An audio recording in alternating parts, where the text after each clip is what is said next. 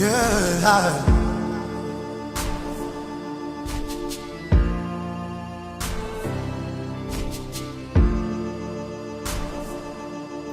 When we all contribute our quota, little drops of water makes us greater.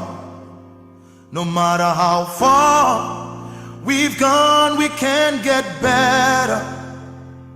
Harnessing our wealth, one business at a time. The power is ours, no one else's, we recognize it. That's why we in this conference and exhibition to ignite change, think, make and grow Nigeria. That's our call to greatness, so compatriot.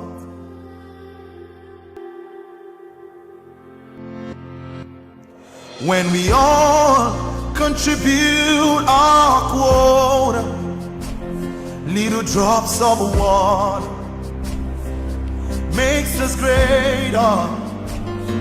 No matter how far we've gone, we can get better. Harnessing our wealth, one business at a time. The power is ours, no one else's, we recognize it. That's why we in this conference and exhibition to ignite change, think, make and grow Nigeria. That's our call to greatness, to compatriot. Only we can make Nigeria great. No one else can change our nation's fate. When we're making Nigeria, we make Nigeria. Only we can make Nigeria great. No one else can change our nation's fate. We're making Nigeria, we make Nigeria.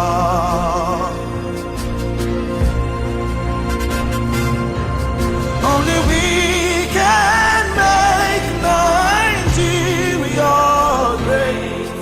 No one else can change our nation's fate. We're making Nigeria, we make Nigeria.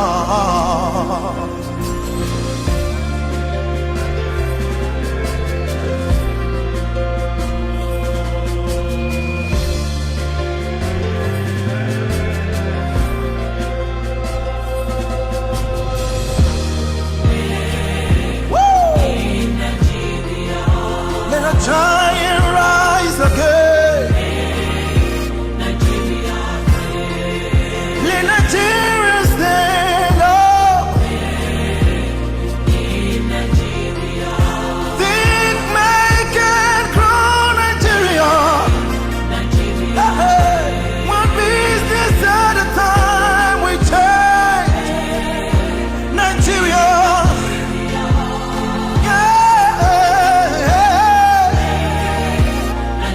When you think you can make, you can grow. Make Nigeria great. Doesn't matter what you do, let's make Nigeria great. Nigeria,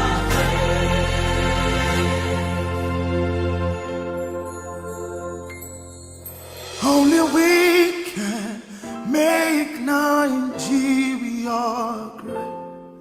No one else can change our nation's fate. Making Nigeria, we make Nigeria.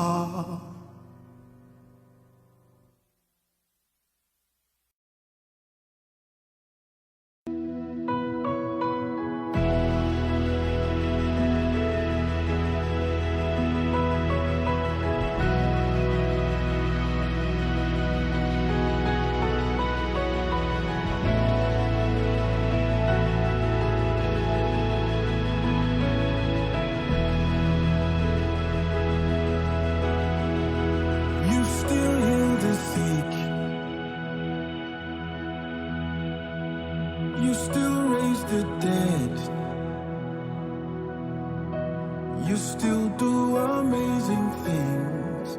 Not your way, not your way. You still hear our prayers. You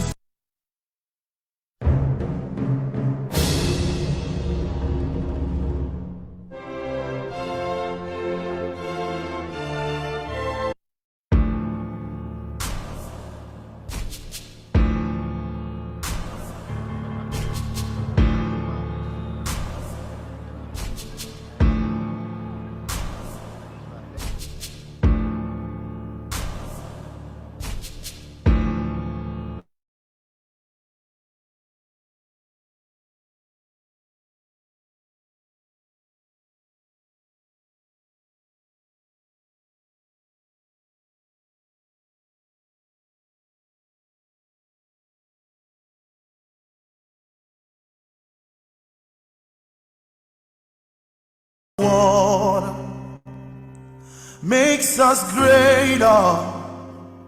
No matter how far we've gone, we can get better. Harnessing our wealth, one business at a time. The power is ours, no one else's, we recognize it. That's why we in this conference and exhibition to ignite change, think, make and grow Nigeria. That's our call to greatness, so compatriot.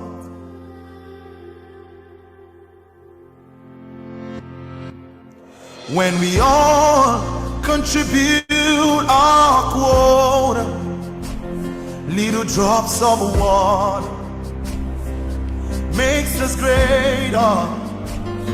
No matter how far we've gone, we can get better. Harnessing our wealth, one business at a time. The power is ours, no one else's, we recognize it. That's why we in this conference and exhibition to ignite change, think, make and grow Nigeria. That's our call to greatness, to compatriot.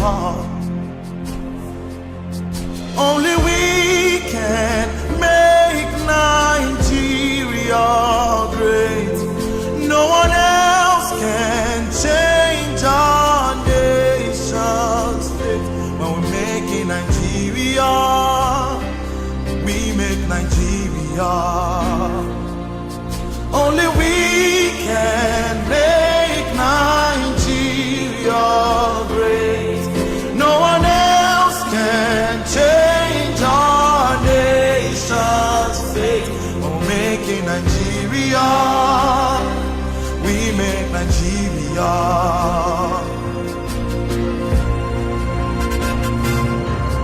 Only we can make Nigeria great.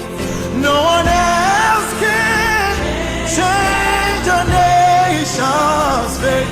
We're making Nigeria, we make Nigeria.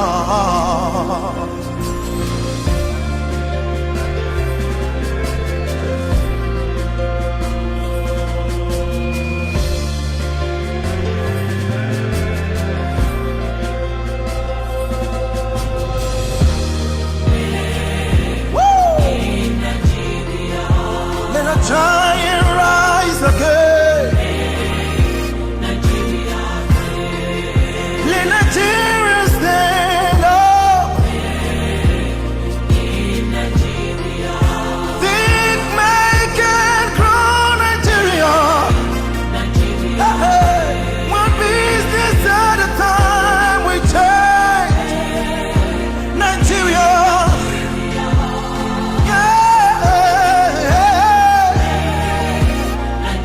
When you think you can make, you can grow. Make Nigeria great.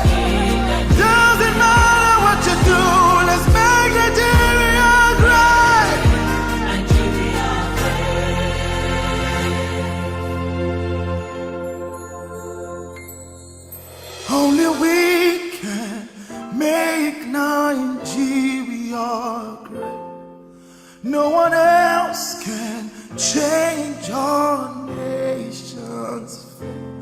Making Nigeria, we make Nigeria.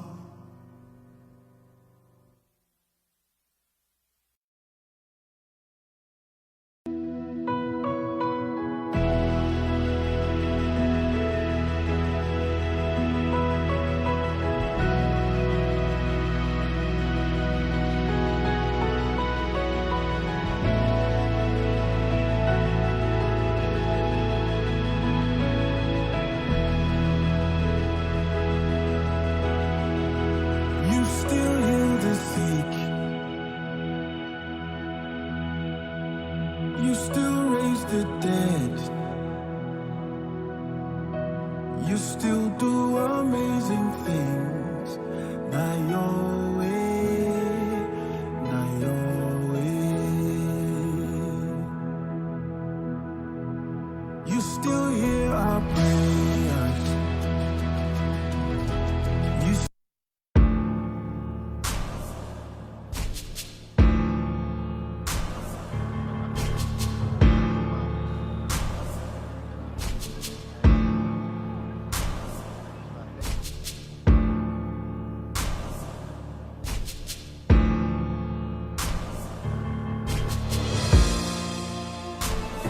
yeah.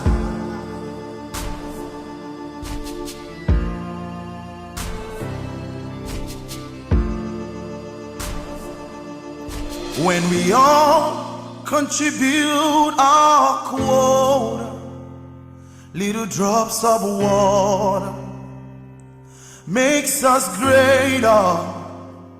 No matter how far we've gone, we can get better. Harnessing our wealth, one business at a time. The power is ours, no one else's, we recognize it. That's why we in this conference and exhibition to ignite change, think, make and grow Nigeria. That's our call to greatness, so compatriot.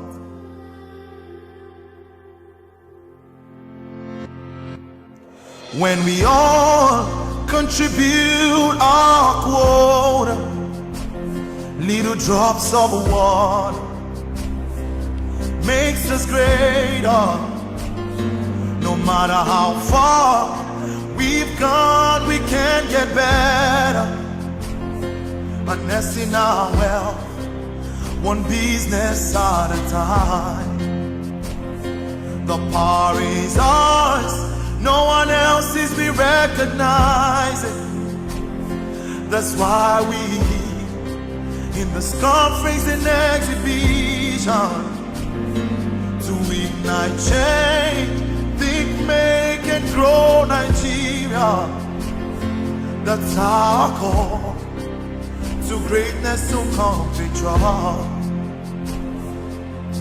Only we can make Nigeria great.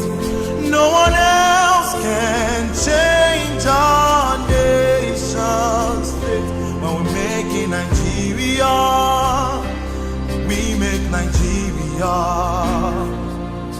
Only we can make Nigeria great. No one else can change our nation's fate. We're making Nigeria, we make Nigeria.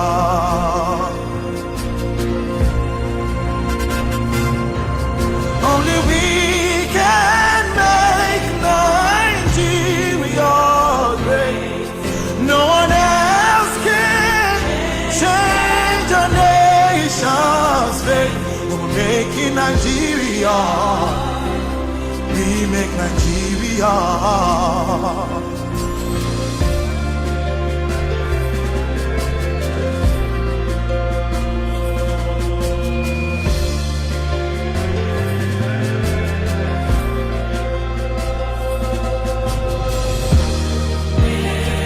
Woo!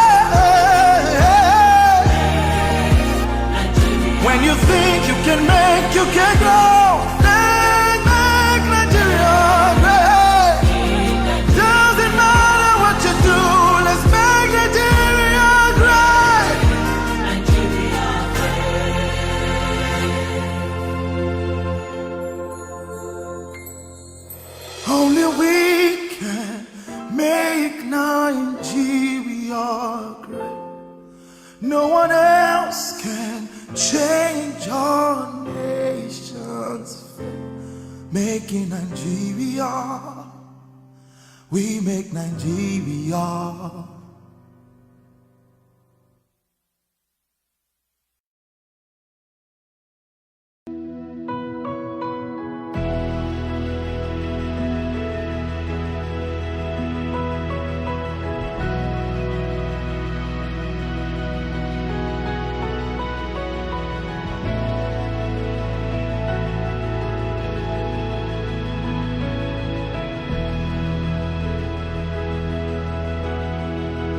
You still heal the sick.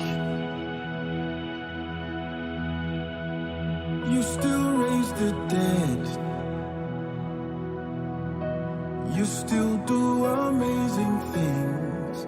Now your way, now your way. You still hear our prayers. You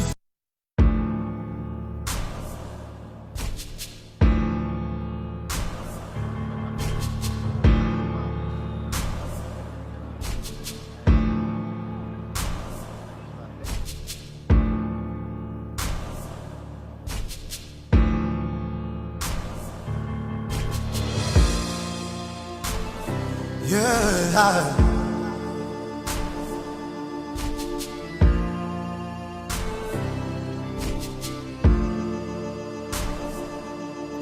When we all contribute our quota, little drops of water makes us greater. No matter how far we've gone, we can get better. Harnessing our wealth, one business at a time. The power is ours, no one else's, we recognize it. That's why we in this conference and exhibition to ignite change, think, make and grow Nigeria. That's our call to greatness, so compatriot.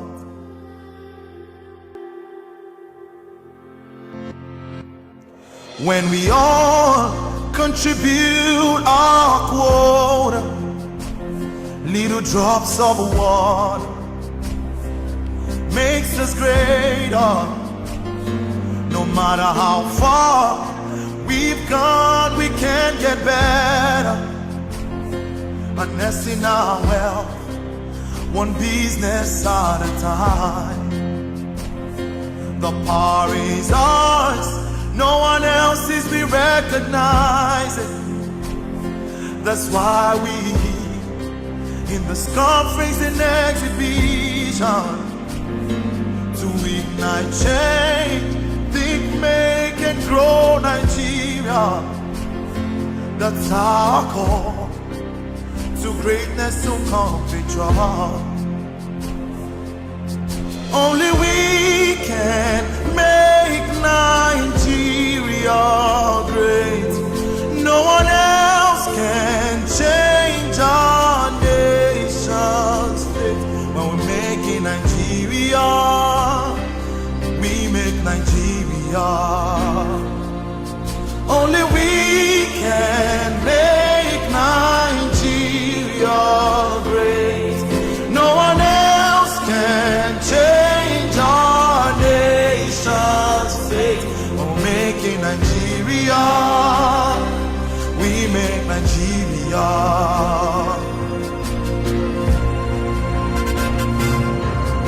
Only we can make Nigeria great. No one else can change our nation's fate. We're making Nigeria, we make Nigeria.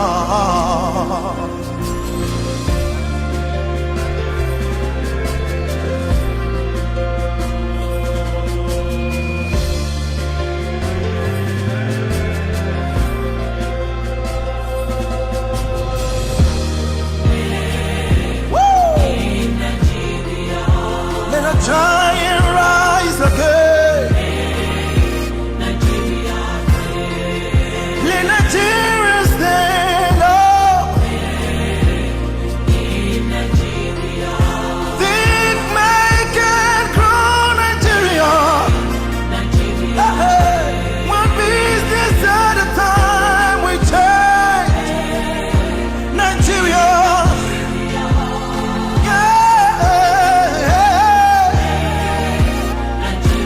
you think you can make, you can grow. Make Nigeria great. Doesn't matter what you do, let's make Nigeria great. Nigeria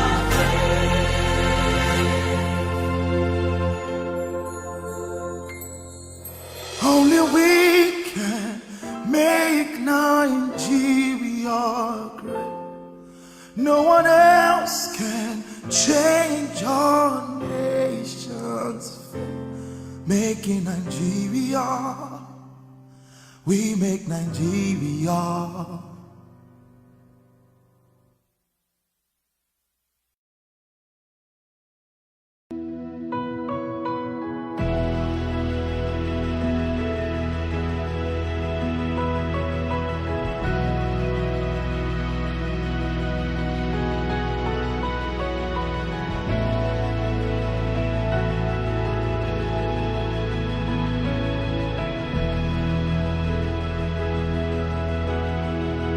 You still heal the sick. You still raise the dead. You still do amazing things. Not your way, not your way. You still hear our prayers. You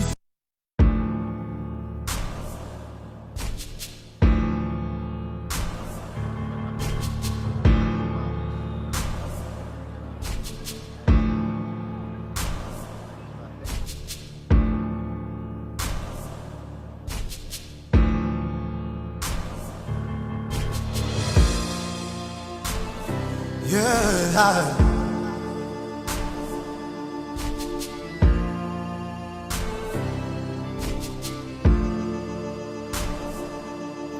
When we all contribute our quota, little drops of water makes us greater. No matter how far we've gone, we can get better. Harnessing our wealth, one business at a time. The power is ours, no one else's, we recognize it. That's why we in this conference and exhibition to ignite change, think, make and grow Nigeria. That's our call to greatness, so compatriot.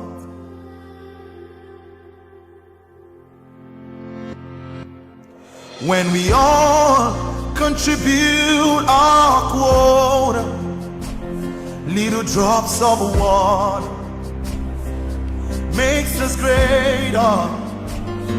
No matter how far we've gone, we can get better. Harnessing our wealth, one business at a time.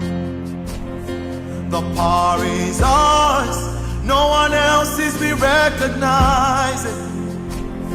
That's why we in this conference and exhibition to ignite change.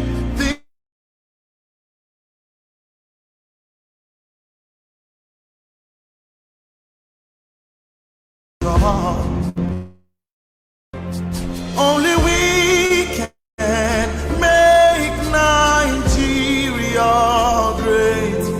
No one else.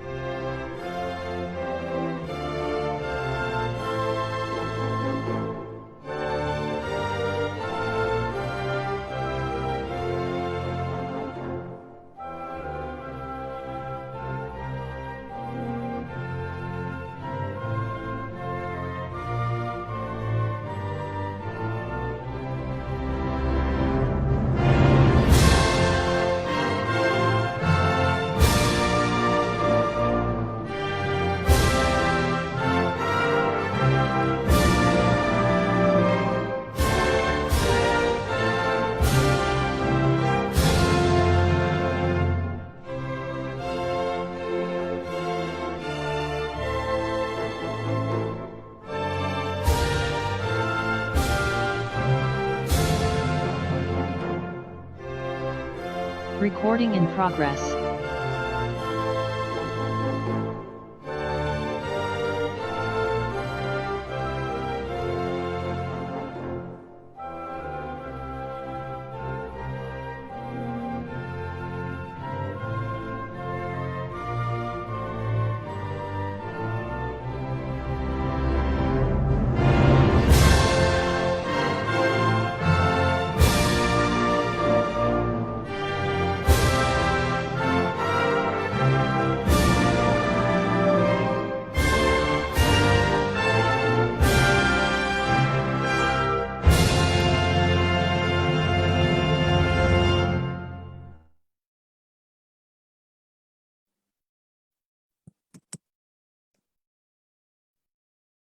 Hello, everyone. Hello, hello, hello, and welcome. Welcome to welcome to the evening session of the 11th edition. I mean, the first day of the 11th edition of the Making Nigeria exhibition and conference. We're so super excited to be here with you, whichever part of the world that you're streaming from.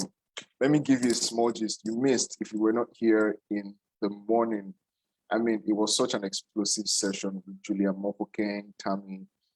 We had so much to talk about when it comes to credit, when it comes to investment partnerships. It was such an interesting session. It was full of a lot of fun, so much insight and knowledge to glean from. And this is me telling you not to miss any other session, right? It's my way of telling you to not miss any other session. We have about 5 sessions counting from now till the end of this exhibition and conference. It's been such an amazing time. It's been such an amazing time. And so you're welcome. We're streaming live on Facebook as well. We have a couple audience there. So this is me welcoming you, Facebook audience. Welcome to the 11th edition of the Making Nigeria exhibition and conference. Our Instagram audience as well, and YouTube audience, wherever you're streaming from, whichever platform and whichever part of the world you're streaming from, you are welcome.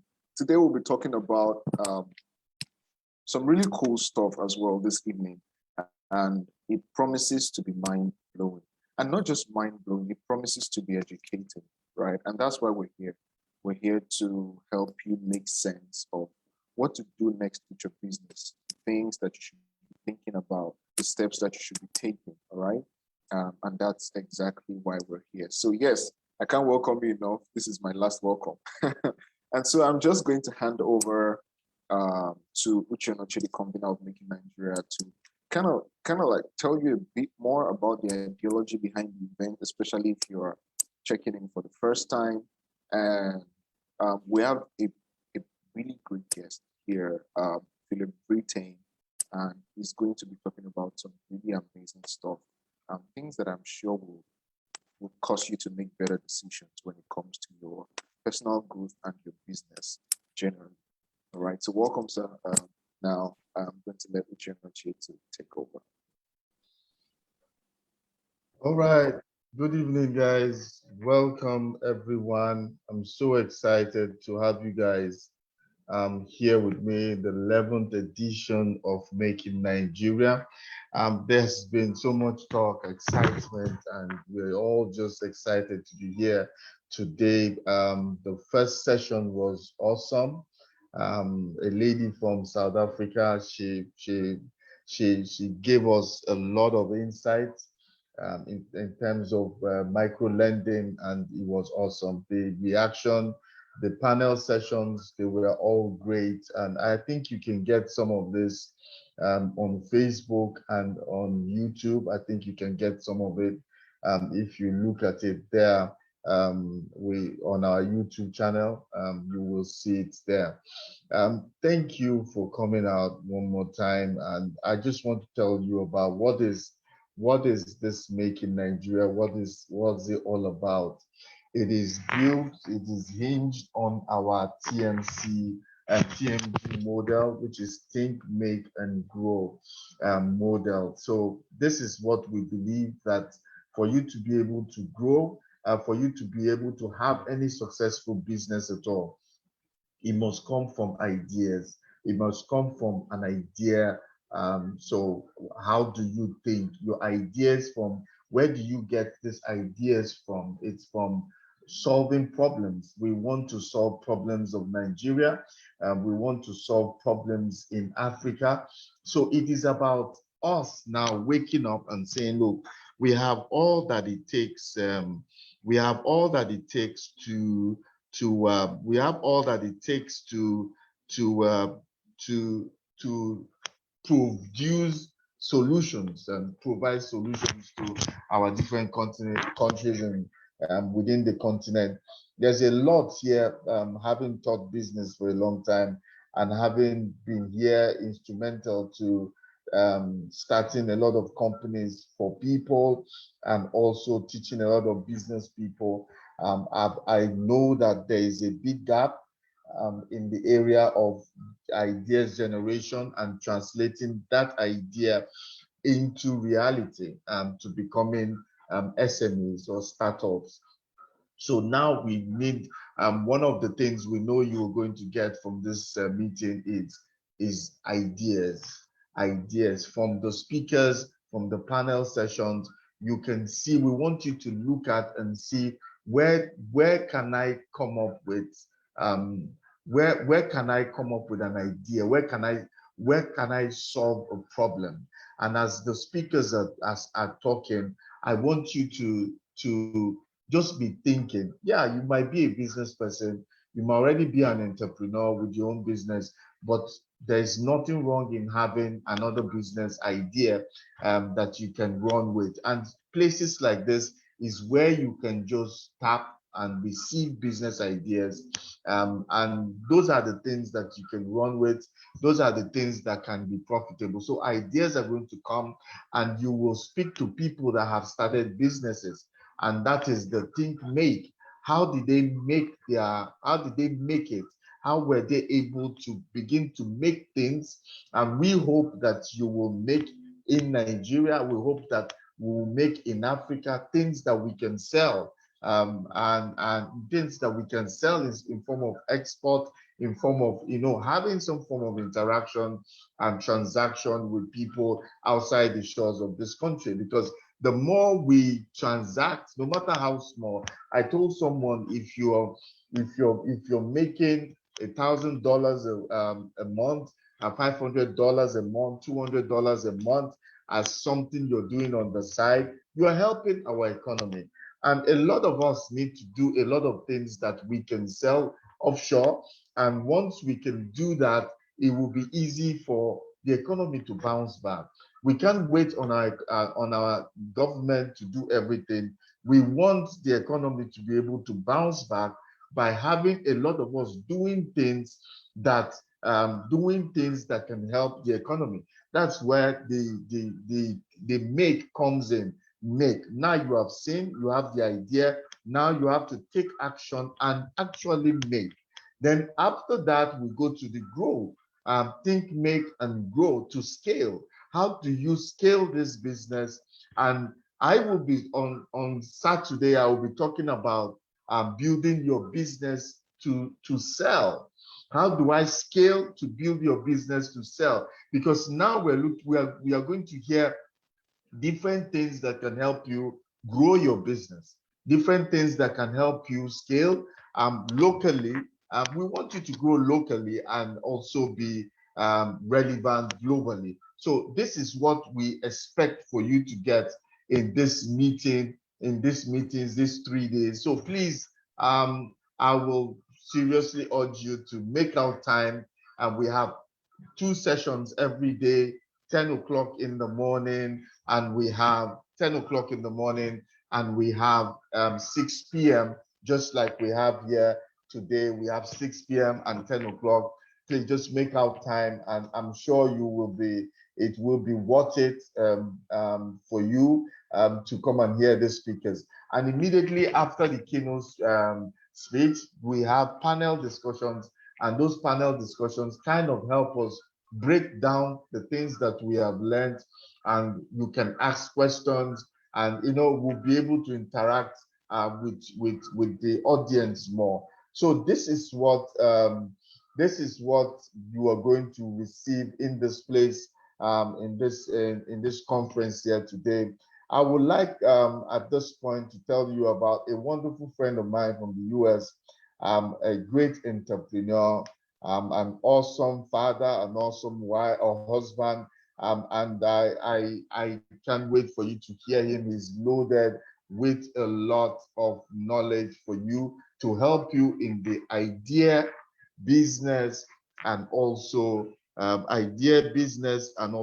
to grow. And he'll be talking about moving from private to public and to living to legacy achievement is an awesome topic. I will just get out of your way so that you can have all of them. So I'll hand you over back to Banji, who will bring him up and just read his profile so that you can know more about it. So Banji, I hand over to you.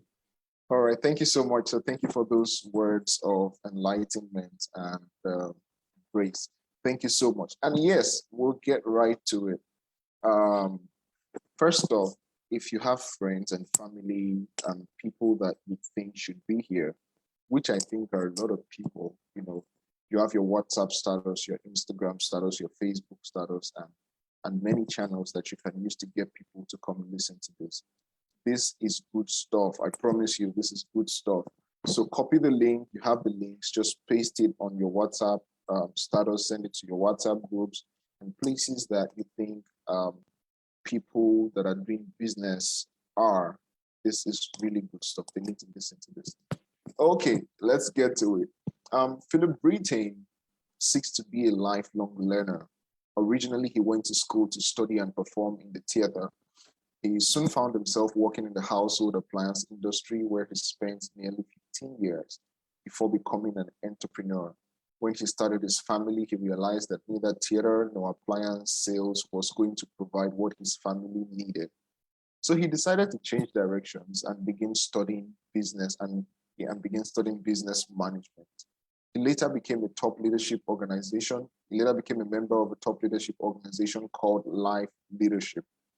By applying the success principles he learned through life leadership, he began to see incredible results in his own life, family, and business. Philip is passionate about truth and helping others succeed in life. Today, he's a successful entrepreneur. He owns and runs a growing handyman construction company in Washington State.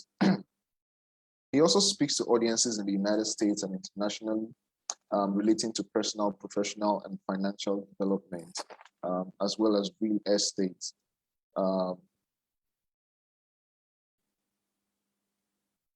Okay, sorry for the break. Okay, real success to him means helping others succeed in all areas of life for the glory of God.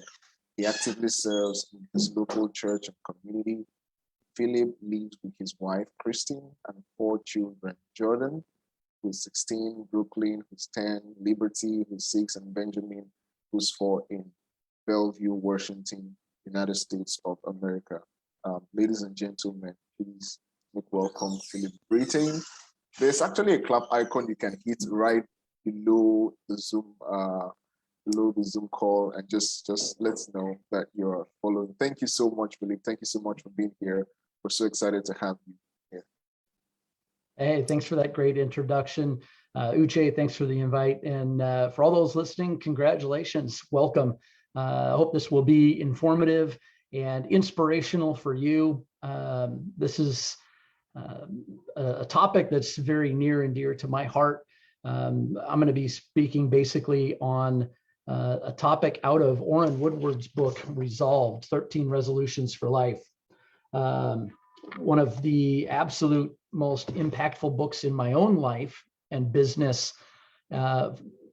Every aspect of my life has changed drastically because of the information in this book. Outside of the Bible, it is by far the most impactful. I'm going to reference a lot of other books as well. I don't know what kind of access you have to a lot of books, but one thing that I have learned is that leaders are readers.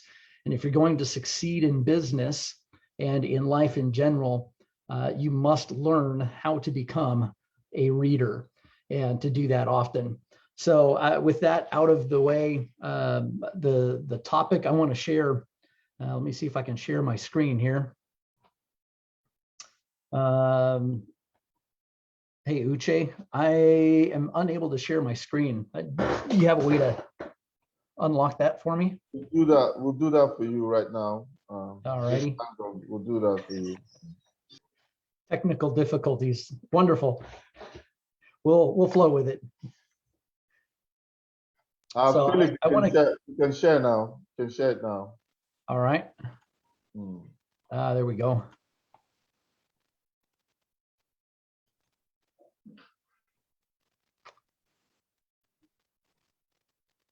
Okay. There we go. All right. Can you guys see that now? Yes, we can. Yes, we can. Excellent. Excellent. So the title of this is From Private to Public to Legacy Achievement. And the where I want to start is I want to talk about three colonial Americans. First off, you'll recognize the name George Washington, most likely. You know, we know him as an incredible general and our first president of the United States, a man of just impeccable character and resolve. And a lot of people don't know that he started out very much not like that. As a young man, he had a fiery temper. He lost his dad when he was very young. His brother tried to take over and train him a little bit. And then his brother died. So he really had a hard time getting started. But early on, he decided to put some resolutions into his life, what he called rules of civility. He had 110 of these rules of civility that he began to implement in his life on a daily basis. And that produced in him a character and a man that was able to withstand so much. And then, of course, Benjamin Franklin, another guy who started out very poor. His dad would not loan him the money to get started in business. His dad flat turned him down and said, no, I'm not going to do that. And so he moved at a young age to Philadelphia. Started out, he had nothing. There's a story about his future wife had seen him walking down the street, and all he had to his name was a couple of coins and 2 loaves of bread carrying under his arm. That's all he had to his name. And going into a new city, he didn't know anybody, but he wanted to get into to printing. And of course, he ended up starting as an apprentice, and then later on purchased that printing press, and then went on to become really the first franchisor. Began to set up these printing presses, and because of what he did in that process, putting together his 13 virtues and going through those every day, working on becoming a better man, working on himself on the inside, he later became a man, the only man possible that would be able to convince a ruler to offer finances to a fledgling nation that helped win the war to gain American freedom. And so, and then again, you've got Jonathan Edwards. He's a theologian, a preacher, and he was actually kicked out of his own church. There was a split, and half the people kicked him out. And he went and ministered to tribal Indians locally. And through his process, his 70 resolutions, implementing daily, said that he read them thousands and thousands of times over his life, implementing them daily.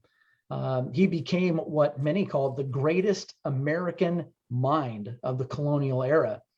And so what is it about these three men that caused them to leave such a massive legacy? And that is that they had resolutions. They had maxims, virtues that they would intentionally apply in their lives on a daily basis, on a weekly basis, on a monthly basis, intentionally trying to get better. And so, of course, all of those things that they began to work on caused them to have the character, the virtue, the vision to move forward, then to achieve publicly in business, and then ultimately leave an incredible legacy. So that's what I want to talk to you today about. I hope you're as excited about that as I am. And I think we'll get right to it by let's define what is a resolution. How do we start that process to become definite or earnest about, determined to do something specific? Sounds pretty straightforward, right? So here's a term that I really, really love, because it's through the implementation of these virtues, these resolutions, that you become natural nobility. Orrin Woodward says that natural nobility is a segment of society focused on building internal character over external images. Developing and living one's resolutions is the surest process to embody the principles one professes.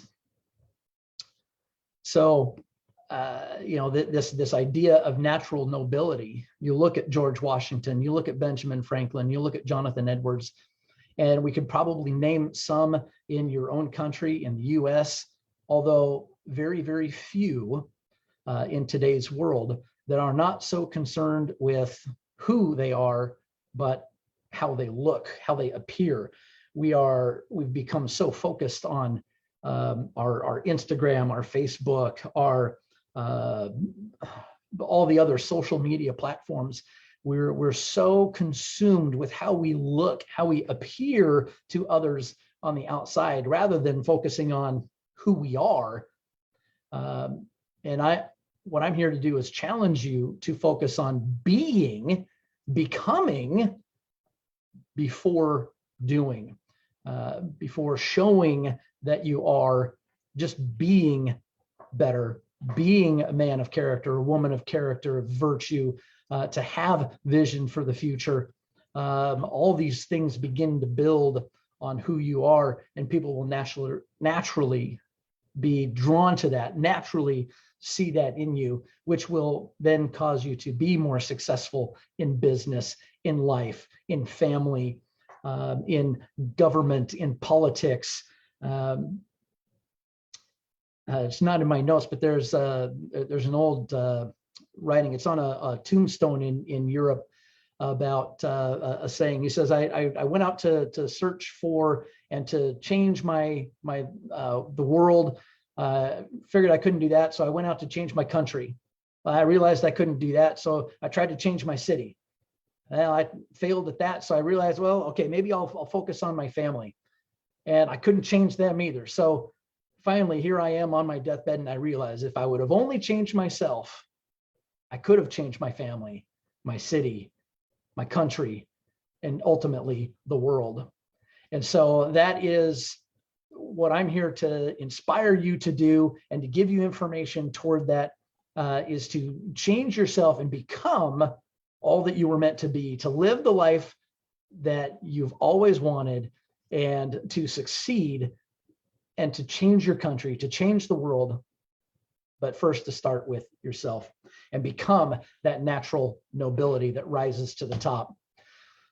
True change ultimately does not happen, can't happen, without fully engaging the mind, the heart, and the will.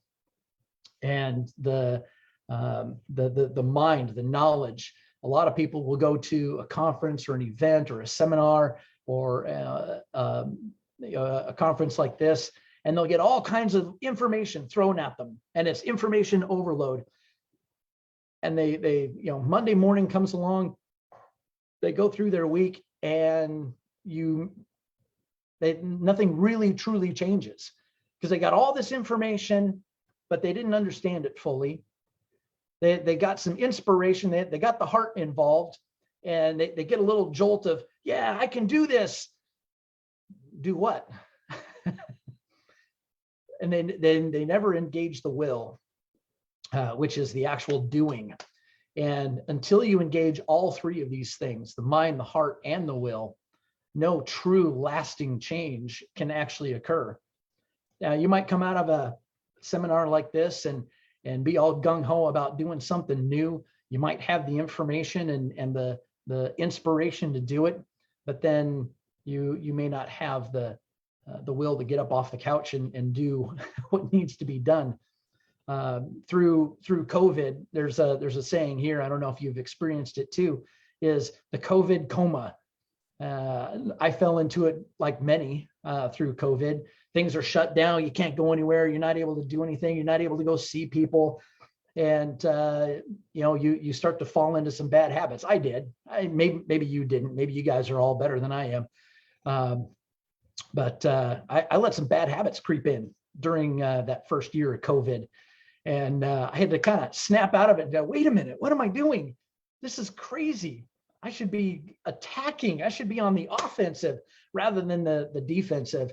And so that's where I want to encourage you is to, if you've been in that COVID coma, maybe time to get out and start taking some new steps, engage the will and the heart and the mind and go forward. So that would be my encouragement to you. So we get into some specifics. Let's start with the private achievements. These can be broken down into 3 categories: your private achievements, your public achievements, and ultimately your legacy achievements. Focusing on and starting with your purpose. Really, what is there beyond that? Hey, it's great to go do stuff, but if you're not focused on being and knowing who you are called to be, if you were created, then what were you created for? What is your purpose? And there's a helpful graphic that I like to use from Oren's book. He takes the Jim Collins trifecta, if you will, and kind of changes it a little bit. This revolutionized my own thinking because there were a lot of things I was passionate about. But I really didn't have much potential. I didn't have much skill in those areas. For instance, I'm tall, but I'm not, 6'5" or something. Basketball is not my gifting. So I might be passionate about basketball, but my potential is not there. I am not going to be, the next Shaq or whoever it is that you admire. I might have all the passion in the world, but I have no potential there. And therefore there's no way to make a living. There's no profit. There's no profit center there to feed my economic engine. So that's out. So what am I passionate about? And what Oren talks about is where your passion and your potential and your ability to make a living and profits intersect, that could be a good indicator. It just might be a good starting point to where that might be a purpose for you. That might be a God-given thing for you to do to go succeed at. Maybe you're passionate about something and you've got the potential, but you don't know how to turn it into a business. You're not quite sure how to marry the two together and add in that profit piece to be able to monetize what you're passionate about and bring your potential to fruition to show the world that you're excellent at something. And that goes back to the next step is, before I get there, your character, becoming someone before you're able to go out and do.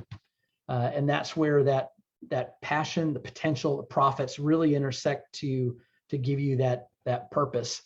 And as you experience that, I want to share this poem. Many of you may have heard it before, by Marianne Williamson. I love this because it is so inspiring.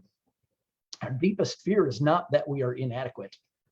Our deepest fear is that we are powerful beyond measure. It's our light, not our darkness, that most frightens us.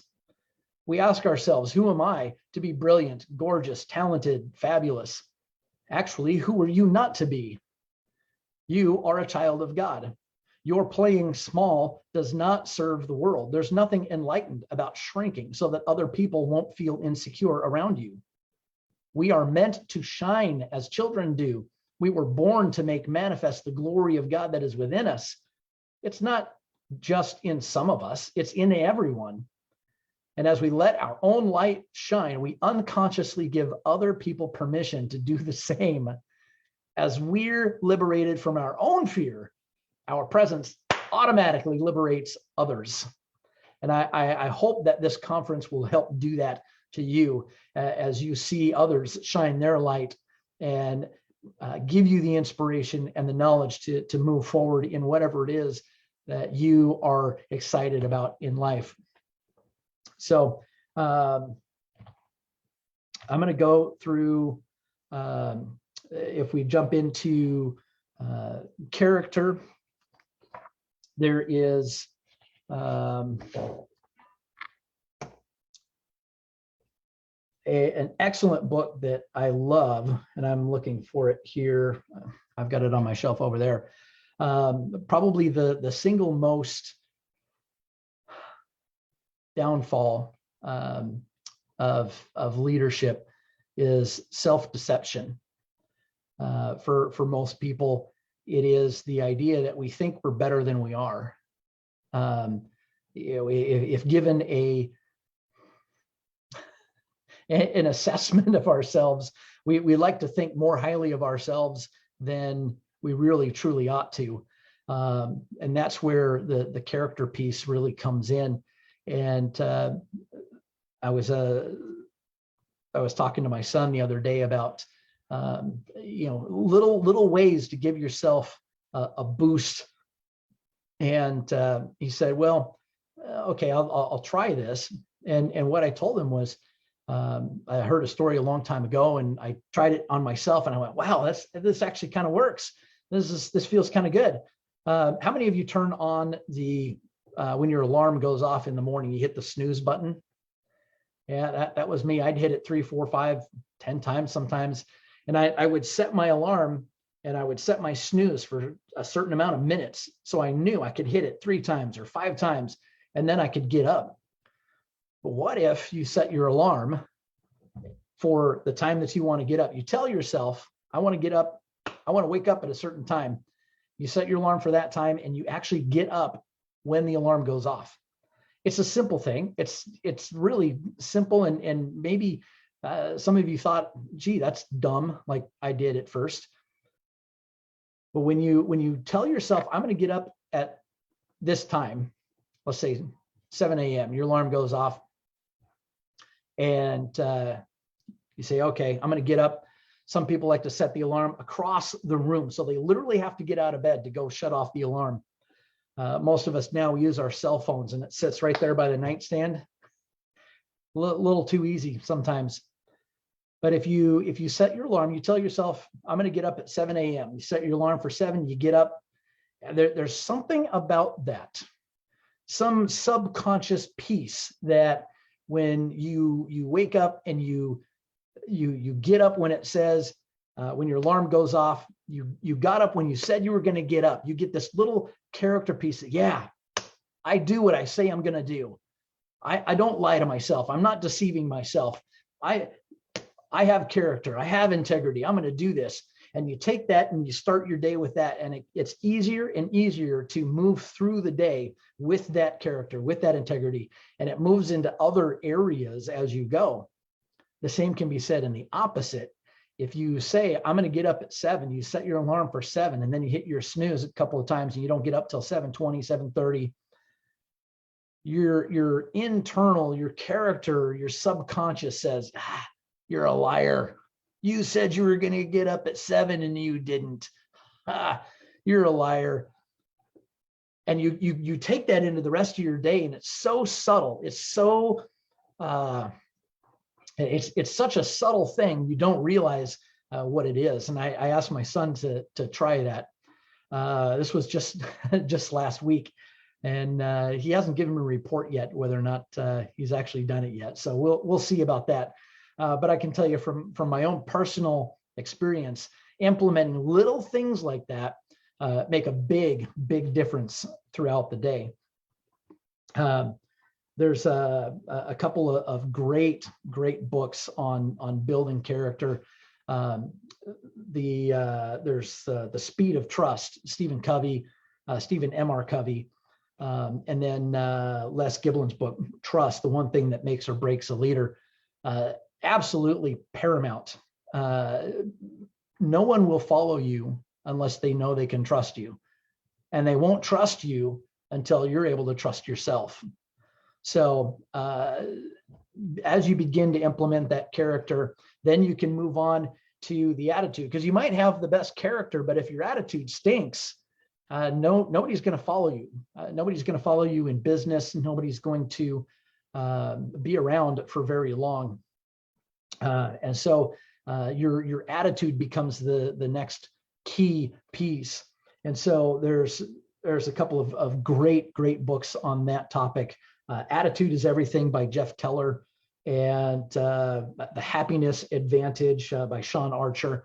A couple of great books, resources on that. If you come into a situation, and this is great. If you go in and you meet people and you get super excited to see them, and every time you see them, you just, hey, God, so good to see you. I'm so excited. This is awesome. They're more likely to turn around and reciprocate that exact feeling, and they won't even know why. Your attitude, it reflects on everything you do, everywhere you go, everybody you talk to. But whether it's positive or negative, the same thing occurs. So this may be news to you. This may be, hey, I already know this. Of course, that's a big thing. You might have an awesome attitude, but if you're like me, sometimes your attitude can really stink. And wouldn't it be interesting if if your attitude stinks? If we actually had a odor, you walk into a room and, oh man, you need to go shower, dude. Your attitude stinks. How many of us would have a little bit different check on our own attitudes as we go through life? And of course, having that character, having that attitude, as you start with your purpose, you build your character, you start changing your attitude. You start looking at the positive instead of always looking at the negative. The world's coming against me. No, you're doing well. You're going to succeed. Keep pushing through. And you keep looking at the positive. Even when things look as dark as they can, there's always something good you can find in a situation, whether it's business, whether it's family, all this other circumstances. If there's fraud going on that's stealing profits from you, if there's political circumstances that are causing you to have difficulties in keeping your business doors open, whatever it is, your attitude in that situation will greatly affect whether or not you succeed and whether or not you're able to push through to the other side and actually win and actually come out profitable on the other end in whatever that is. So that leads us right into having a vision and being able to see a greater picture of what's ahead. So great book. My favorite book on this is The Magic of Thinking Big. Dr. David Schwartz, an incredible book on the topic, The Magic of Thinking Big.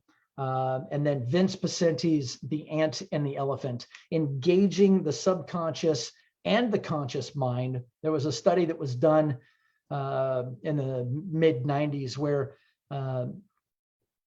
they took a group of people, and they were able to, the scientists figured out, in a single second of conscious thought, your brain fires about 2,000 neurons.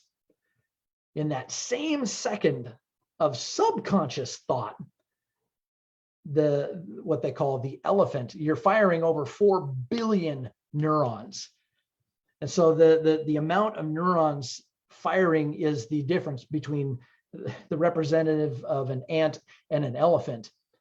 And if your subconscious is going one way, even though your brain is saying, I need to go this way, but your subconscious is going the other way, which way are you going? You're not going the way you want. Even though your brain says, business, I need to go this way. Family, we need to go this way.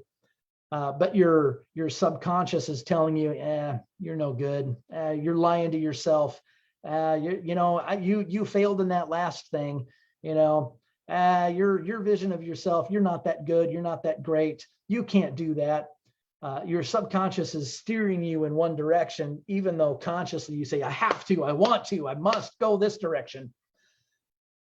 But if you can align those two and you start pushing your elephant in the right direction and you get the ant to join along, and when you can align the ant and the elephant and move forward, you can achieve anything far greater, far faster. And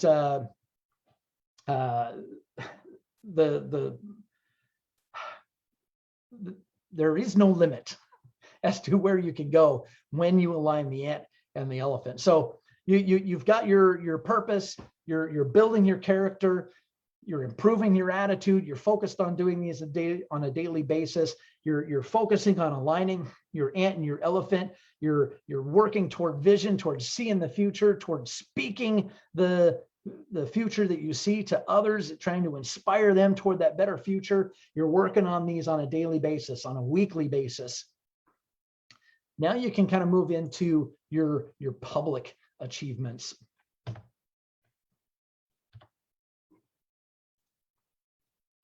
There we go. And this is where the rubber meets the road. This is the plan and do. There's a PDCA. It's an engineering term. Plan, do, check, adjust. The plan and do stage. This is where you get to work. This is where the rubber meets the road. The hardcore building and moving and putting things into action. And so the question that you ask yourself is, what do I want? What does it cost? Do it. So, whatever it is, what is it that you want? What is it going to cost? And make a decision in your mind that you're going to pay that price. And you put a plan into action and you start doing it. You put your focus and attention solely on that. You get focused and push through and have unbroken focus and move through in that. There's a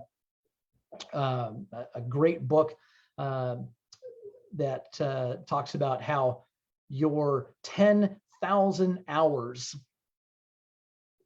it takes to build up and to gain mastery in any topic, any genre, any field, anything that you're trying to do, whether it's playing a musical instrument, whether it's achieving mastery in a business or a skill, carpentry, or whatever it is, baking cookies, whatever it is that is your dream. 10,000 hours to build, and you can't shortcut this. There's no, you can't say, all right, I've got 5,000 hours. That's good enough. Let's go. Odds are you're probably not counting those hours anyway. But the other reality is that you are, for many people, and myself included, I spent 15 years in the appliance industry. But really, for some of those years, I didn't have intentional progressive practice. I wasn't trying to get better at my skill. What I really had was 1 year, 5 times over, instead of 5 years of intentional practice. And that's where a lot of people, this self-deception comes in. Oh, I've been in this industry for 35 years. I know what I'm doing. Do you have 35 years worth of practice? Or do you just have 1 year 35 times? And that may hit home for some of you, as it did me. When I first heard that, I thought, oh my goodness, I really haven't put in the hours. I really haven't put in the practice in that area.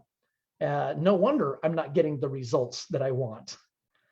So if you have unbroken focus and you put that into practice, and you have the intentional effort toward getting better, this is the plan and do process. You begin to change. You begin to the more often you do it, the more you do it, and the more you do it in closer to doing it.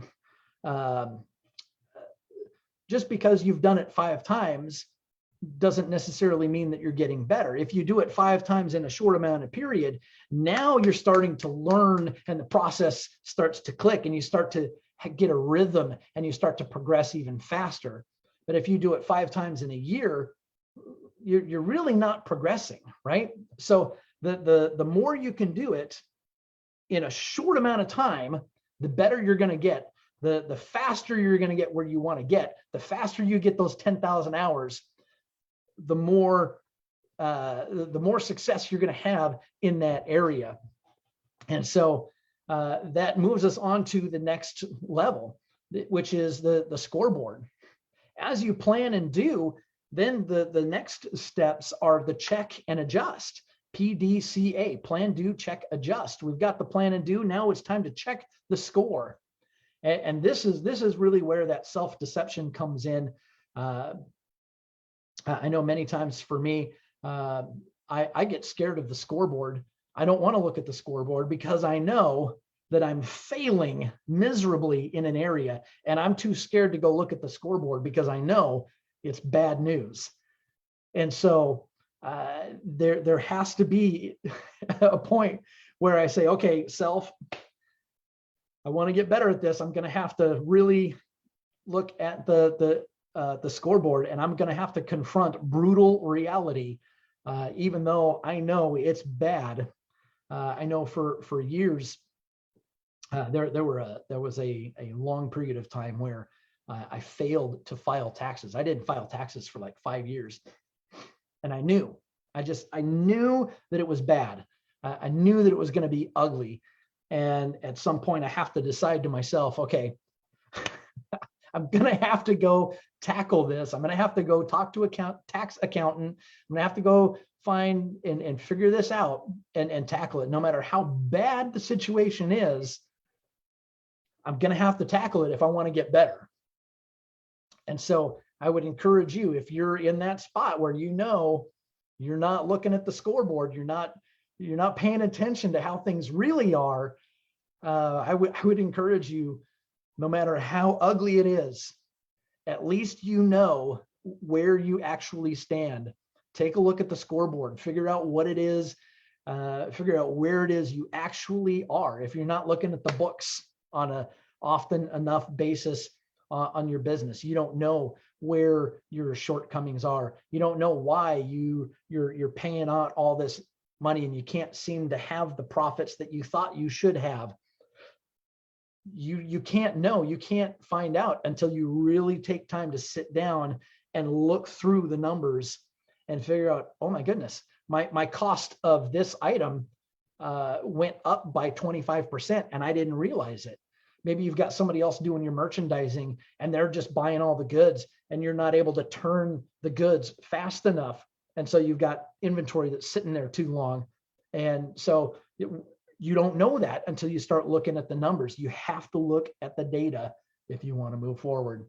And so as we get into this, you've got the plan and do, you've got the scoreboard, you're focused, you've got intentional practice, you're moving forward. And then you have to look at your friendships. This is one of the biggest things that nobody's talking about, is the quality and the length of friendships. There was a study that was done not too long ago on depression versus those who were succeeding. And one of the key factors that they found was those who have a high quality relationship with family and friends, those who have clubs or organizations that they are plugged into on a regular basis. The word is community. Those who have a solid community tend to be much less going into depression and anxiety and suicide and all of these other issues that are faced in society today. Community is key, and friendships are a massive, massive piece of that. Personality Plus, another great book, learning personalities, learning how to deal with different personality styles when you've got a business partner and they just rubbing you the wrong way and you just can't seem to get along. And when you read Personality Plus, you start to understand that, oh, well, you're both very choleric personalities. So you're gonna butt heads all the time. But if you learn to speak that person's language, suddenly you're able to twist and shift, and suddenly that relationship locks and you're solid. I got a friend of mine that I'm flipping a house. He bought the house and I'm helping him fix it up, and then we're going to resell it. And so we are both very choleric personalities. Case in point. And there's moments where he says, "Hey, do it this way," and I'm like, "No, I know what I'm doing. I'm doing it this way." He's like, "No, trust me," and I'm like, "No, trust me." And we tend to butt heads a little bit. And so there's times where I have to like, oh, okay, I have to say to myself, all right, just wait a second, don't respond, wait till he finishes what he's saying, fully understand what he's saying, and then you can make a decision. And by shifting my own response, suddenly I'm able to get along, and we're able to have a cohesive relationship with that in that project. He's my best friend in the world. I love him to death, and we butt heads a little bit sometimes. So when we shift and look at, I value that friendship, and because I value that friendship, I'm willing to make some changes to get along. And maybe you're in that same spot. Maybe you have to make some shifts and make some changes. Another fantastic book on that subject is How to Win Friends and Influence People. If you haven't read that, absolutely get that book, dive into it, read it. It will change your life for sure. And then moving into, so you've got the plan and do, you've got your scoreboard, you've got your intentional practice, you're looking at the results, you're building solid relationships. Now it's time to look at the money. If you've got everything down, but you lack financial understanding, you are done. This is probably the single biggest key to succeeding anywhere, is understanding the political spectrum as far as economics and how money is made, what gives it value, what has value, what doesn't have value, how to shift and maneuver, how to invest, rather than learning the difference between an investment and an expense, a want versus a need, delayed gratification, whether or not there's debt involved. In business, there are some cases where debt is good. Almost always debt is bad, just flat out bad. Stay out of debt, get out of debt, and stay out of debt. That is one of the biggest keys to having any success in life. The financial fitness program is something that I work with. I cannot recommend it more highly. If you want more information on that, get a hold of me afterwards. I was just reading an article in the paper, The Cantillon Effect, How the Monetary Elite is Siphoning Your Wealth. And this is right here in the States, but it's happening all over the world. And if you're not aware of what's going on, your ship is sunk. You've got to understand the playing field that you're on, as well as play some offense and learn the defense and put those strategies in place if you want to have success in finances. Finances is one of the key things. If you're bad with finances, that's a character issue. Bottom line, if you're spending more than you're making, and you just got to have bigger, better, nicer, and you can't afford it, that's a character issue. That's a flaw that needs to be corrected. And that goes back to your private achievements. You got to fix that piece. If that's you, that may just be us here in the United States who have that problem. But maybe there's somebody up in Nigeria, somewhere in Africa, that you have that problem too. You got to fix that problem if you want to have success in life, in business, in your family. That's a must-have. So we've got our purpose, we've got character. You're implementing that. You're changing your attitude. You've got vision. You're working on being able to see a bigger picture, and you're implementing you've got strategic practice, intentional practice, you plan and do. You're checking your scoreboard. You're moving forward. You're building friendships. You're increasing your influence with others. You're getting better with finances. You're saving. You're investing. You're improving your knowledge of what's going on, and you're ready to see a breakthrough. This is where we get into your legacy achievements. This is where your business starts to expand. This is where you start having people follow you on a greater scale. This is where you start building a massive organization. This is where leadership comes in. And I can't think of a better book than Launching a Leadership Revolution by Chris Brady and Orrin Woodward. I can't recommend that book more highly for the topic of leadership. Having one of the key things that made a difference, that caused that book to go worldwide, New York Times bestseller, hit every bestseller list almost overnight, and it stayed there for a while. The idea of hunger being one of the key leadership pieces, understanding the 3 levels of motivation and how they affect whether or not you keep moving forward or not. Understanding the 5 levels of leadership, becoming a student first, and then becoming a achiever, someone who's actually out there doing the work, and then you move into leading, and then leading leaders, and then leading leaders of leaders. So as you build your leadership, you begin to have more influence. Your organization begins to expand because you've learned how to be responsible. You've got the character, the integrity. People know they can trust you. You're working on your friendship skills. You understand finance.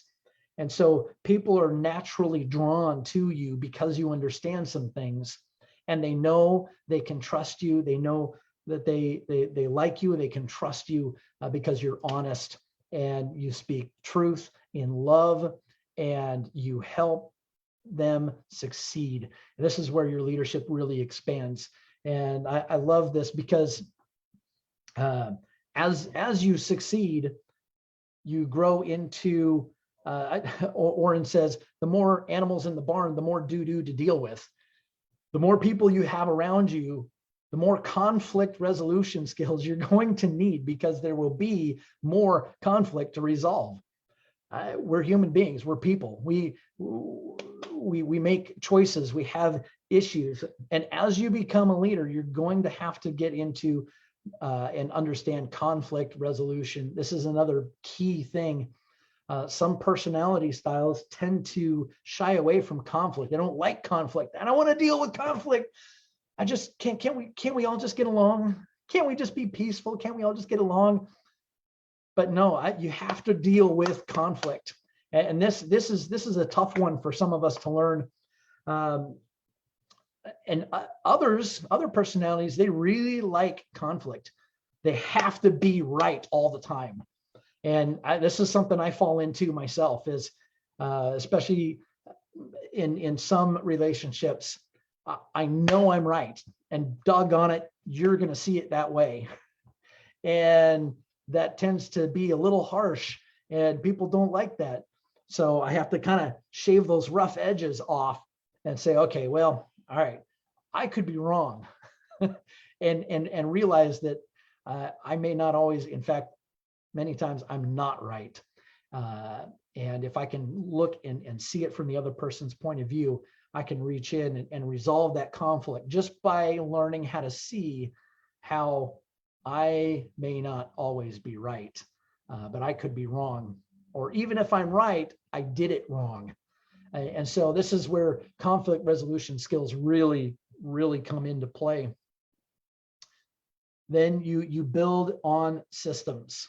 This is the next big key. The E-Myth by Michael Gerber is a phenomenal book. And the best line, the best phrase to describe a good system is, let me quote this: the key to a great system is to be able to teach average people how to produce an unaverage result. Let me say that again. The key to a great system is to be able to teach average people how to produce an unaverage result. Ray Kroc and McDonald's is one of the best examples early on in terms of franchising and business.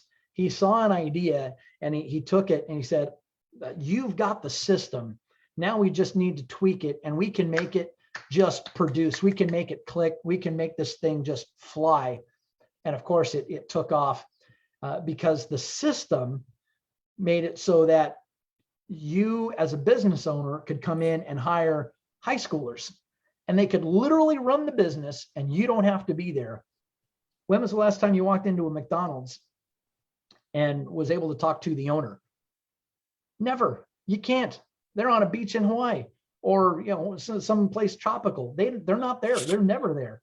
So having a good system in place will produce much better results. And there's a bunch of different books on that topic, but the E-Myth by Michael Gerber is one of the best in terms of systems thinking. And then we move into adversity quotient. Even if you do everything right and you're perfect and all this and everything is just absolutely perfect, guess what? There's haters out there. There is government interference. There's bureaucracies. There's people issues. There's fraud issues. Life happens, and you are going to get hit. You are going to get torn down. You are going to have social media is going to absolutely destroy you. You are going to have things come against you, and you are going to have that adversity quotient. And this is where we go back. It all ties together because it's where we started. It's the mind, the heart, and the will.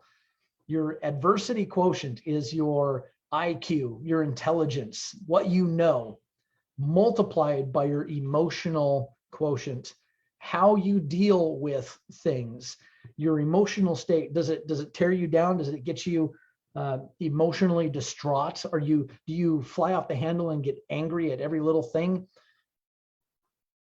Or do you say, okay, I'm not going to get rattled by this. I have an emotional intelligence about this. I can move forward. We can deal with this. And then there's the will quotient. This is where I will until I will regardless. Doesn't matter what comes against me. We're going to get through this. And this is where vision comes into play. And again, this is having that vision for the future. Your IQ times your EQ times your WQ is your adversity quotient. How well are you able to, when everybody else is letting go of the rope, when what hits the fan and everybody else is giving up and letting go of the rope, you're grabbing onto that last knot on the rope and you are hanging on and you are trying to climb back up.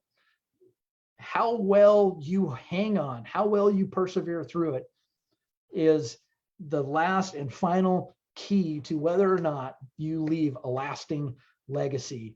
When everything comes against you, how well do you push through?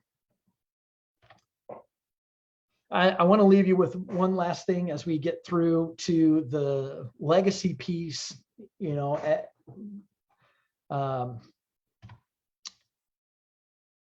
as kind of an inspiration. When I first saw this, I loved it. I thought it was just perfect. Life is like a camera. Just focus on what's important. Capture the good times. Develop from the negatives. And if things don't turn out, just take another shot. If your business goes bankrupt and things don't work out well, okay, let's try again. Let's do something new. This is where, you know, you look at guys like Ben Franklin and George Washington and Jonathan Edwards and the legacy that they left. You know, George Washington, for instance, everything that he went through at just getting to the point where they asked him to become the first president of the United States. You know, he persevered. He had the adversity quotient. Even when his men were starving to death and freezing to death, they had no blankets, they had no boots, and yet still they would follow this man even after his their duty was up. They spent their 2 years. They could go home and sleep in a warm bed, but they chose to stay there at Valley Forge and in the cold, and they were hungry, and yet they stayed. George Washington's legacy through that, because he persevered and helped to win the war, his legacy lasts. His legacy stays because he kept going. He kept going. He inspired his men. He pushed forward. You know, Ben Franklin and Jonathan Edwards both did something similar in their own lives, in their own way. And I won't go through much of that because our time is running out. But I wanted to leave you with that. As you climb the ladder of success, detecting your purpose, climbing that ladder, working on them daily. And if you notice, I'm going to go back. Private achievements, public achievements, and legacy, everything hangs on the private achievements. You never stop the private achievements as you move into public achievements. You never stop doing those things that you never stop working on your purpose, character, attitude, vision as you move into your public achievements. You never stop, plan and do, check the scoreboard, working on your friendships, working on your financial understanding and skills, and then moving into legacy. Everything hangs on the private achievements. If you get those wrong, or if you fall in your private achievements, if you take a wrong turn and you say, well, I'm going to do this because it's easy, and you let your character lapse. Some of the greatest men in history let their character lapse for a moment, and they lost everything. If you let your character fall, your private achievements fall, if you quit focusing on your private achievements, everything falls apart. You lose everything, and you start from scratch. And rebuilding from that point can be the most difficult task, because then you have to rebuild trust. And once trust is lost, it is nearly impossible to build back for many people. So keep that in mind as you move forward, as you progress. If you want more information, check out my website, check out Total Personal Development. There's a whole host of materials there, book recommendations. There's just an enormous amount of material and tools to help you succeed in life, from language learning to sales education to there's too much to get into now, but I want to leave you with that. I'm going to leave this up, and I'll take some questions if we still have some time, Uche.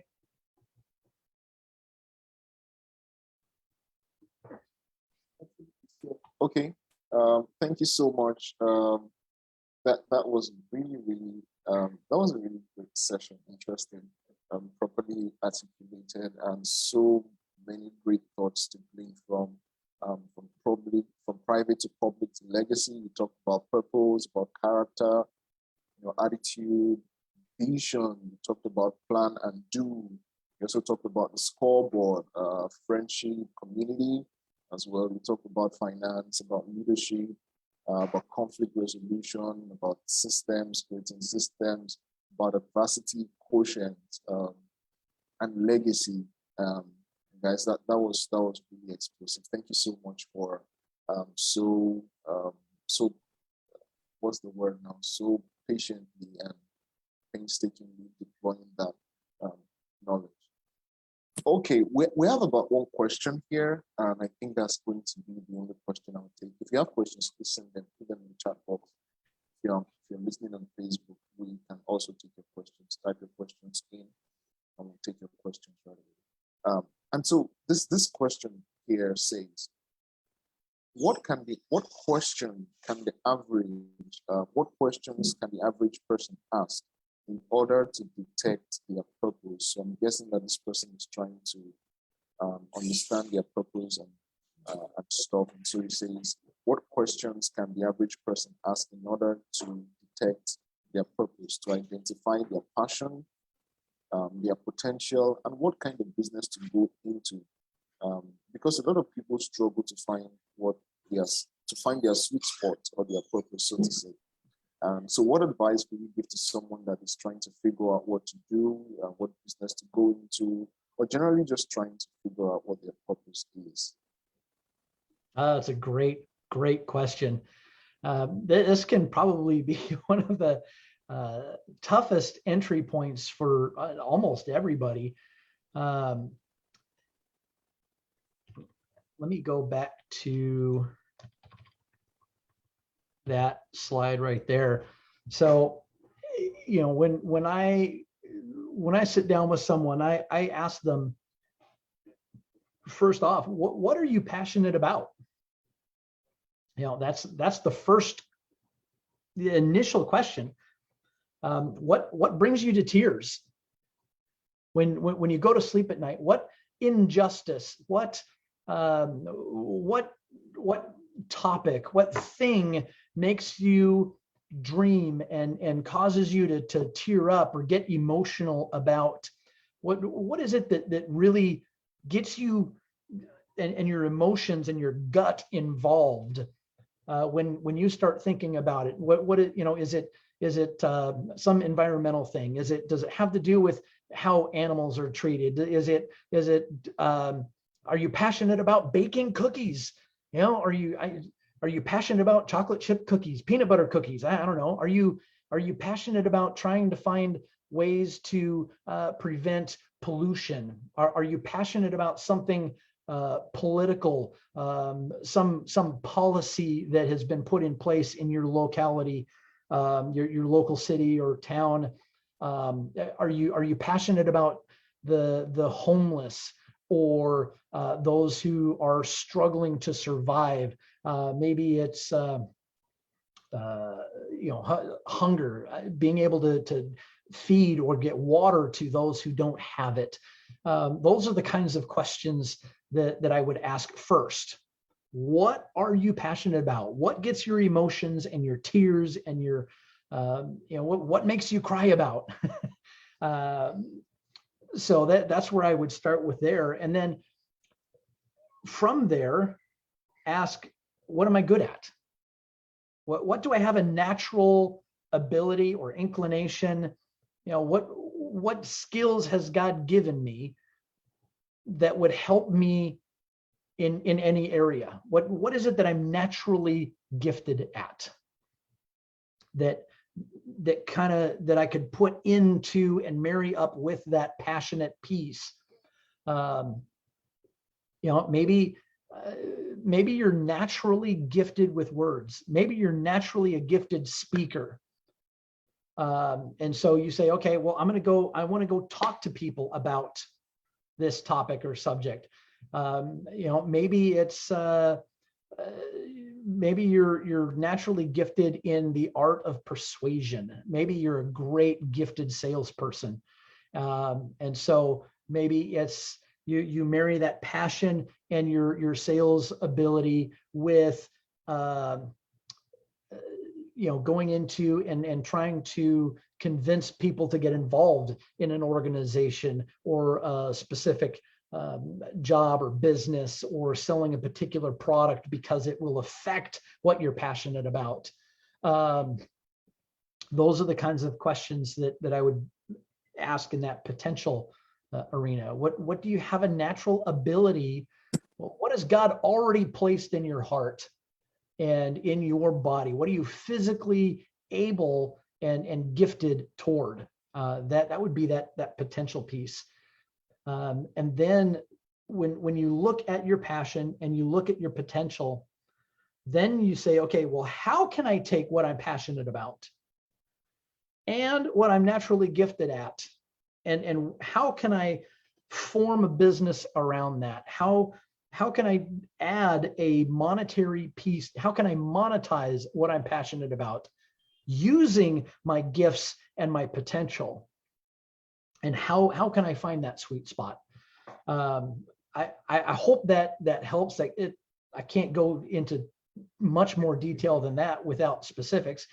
But if you're looking for more, if you want more one-on-one, feel free to email me. I'd be happy to try to answer some questions there and move forward in that direction. I hope that helps. If there's any more questions. Thank you so much. Yeah, there's another question here. And so you talked about purpose, about character, especially in the private side. And you talked about attitude, which is really important.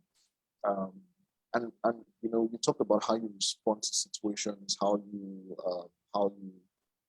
deal with things, how you deal with stuff every day, and how that plays a huge role in perspective and how, generally kind of things that come to you. So this question is there a daily routine that you think is that people can apply, that everyone can apply? When you wake up, these are the 1, 2, 3 things that you probably should be doing to set your day right. These are just a routine, basically. Yeah, that's the question. Yeah, actually, there's a couple of great programs or daily routines. One would be the Daily Dozen, and there's a list, there's a checklist you can go through. If you want to shoot me an email, I will send that list to you directly. And then there's a program called the Mental Fitness Challenge that takes the entirety of the 13 resolutions and puts it into a program where over the course of 90 days, you'll focus on each resolution for 1 week, and then another week you'll focus on another one. The next week you'll focus on a third. And as you go through, you will hit each one for a full week, and then you go back and you do it again, and you'll continue on. And if you focus that over a year, you'll go through each resolution. You'll work on your purpose for a full week, 4 times a year. Character, 4 weeks out of the year, and you start to build on that, and it begins to snowball. And there's a 3-part term to that: read, listen, associate. Read from the best books, listen to great audios, and then associate with great people. And just by being here at this conference, that's part of it. That's a big piece. So congratulations just on that. Just associating, getting around those who are succeeding, you become the average of the 5 people you associate most with. The 5 people you spend the most time around, you will begin to become like them. You'll begin to take on their attitudes. But without taking too much time, ask me about the Mental Fitness Challenge and the Daily Dozen, and I'll shoot you some more information on those. Just send me an email. Okay. Okay, so Okay, emails there. So let's ask a final question, and everyone, that's Philip's email. You might want to copy that so that you can shoot him a personal email, and you can also check the website and see lots of great stuff there that you can use for your personal development. And so, final question, and this will be a wrap. Someone here is asking, how do I break the ice when selling a new idea to someone that is kind of addicted to an old way of doing things? And so, more like trying to. Okay, so by the smile, I know you get the question. Yeah, that's a great question. That can be really, really tough. And the first thing I would say is when you have an idea that goes against the common way of doing things, the common knowledge, when you try to bring a new truth to the table and say, hey, the way we're doing it, or what we knew before is wrong, and here's a better way, or this is the truth, it's pretty easy to ruffle some feathers. So you really have to develop some tact, and the caution would be very careful with who you share that with, because you want to make sure that it's someone you trust, and that you know that they are going to take it in confidence and give you good advice. It can be very difficult to break that ice and say, hey, anytime you come into a situation and you say this is wrong, or you're wrong, the way you're doing it is wrong, nobody likes to be told that they're wrong. And especially if they've been doing something for a really, really long time, generations or hundreds of years, and you say, hey, that's wrong, this is right, or that's not as good, this is a better way. Just be prepared that you're going to have to deal with some adversity. You're going to have people tell you that you're wrong, that it's not going to work, that you're crazy. Just be aware that that's going to happen, and be very, very careful with who you say. And I would caution you in one other area, is don't share it with everybody. Only share it with a select 1 or 2 or 3 people in the beginning. Be very careful with who they are, and make sure that you can trust them with that idea, and gain advice from them, because they're going to know the situation a little different than somebody like me who's completely outside the situation. I have no idea what you're talking about. But if you want to dig into specifics, I'd be glad to kind of dig in and maybe get more specific as far as that goes. All right, that was good. Thank you so much, Philip. Thank you for being here. We appreciate your. Thank you so much. Thank you so much for being here. It's been such an interesting session, and a lot to glean from you. And we'll be sure to email you. Absolutely. So everyone, make sure you copy the email.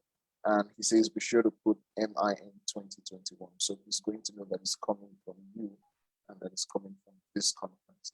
Thank you so much. Thank you so much. And that's the end of our keynote session for today. We're diving straight into the panel session right now. And we have 2 amazing people. And it looks like we've not gotten enough of Julia. So we're going to get a bit more this evening. All right. Yes. And so we have two amazing people here.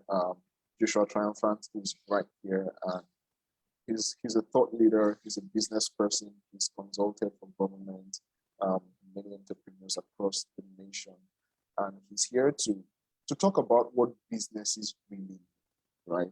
Emphasis on really, because a lot of businesses are doing what they need, but not really need.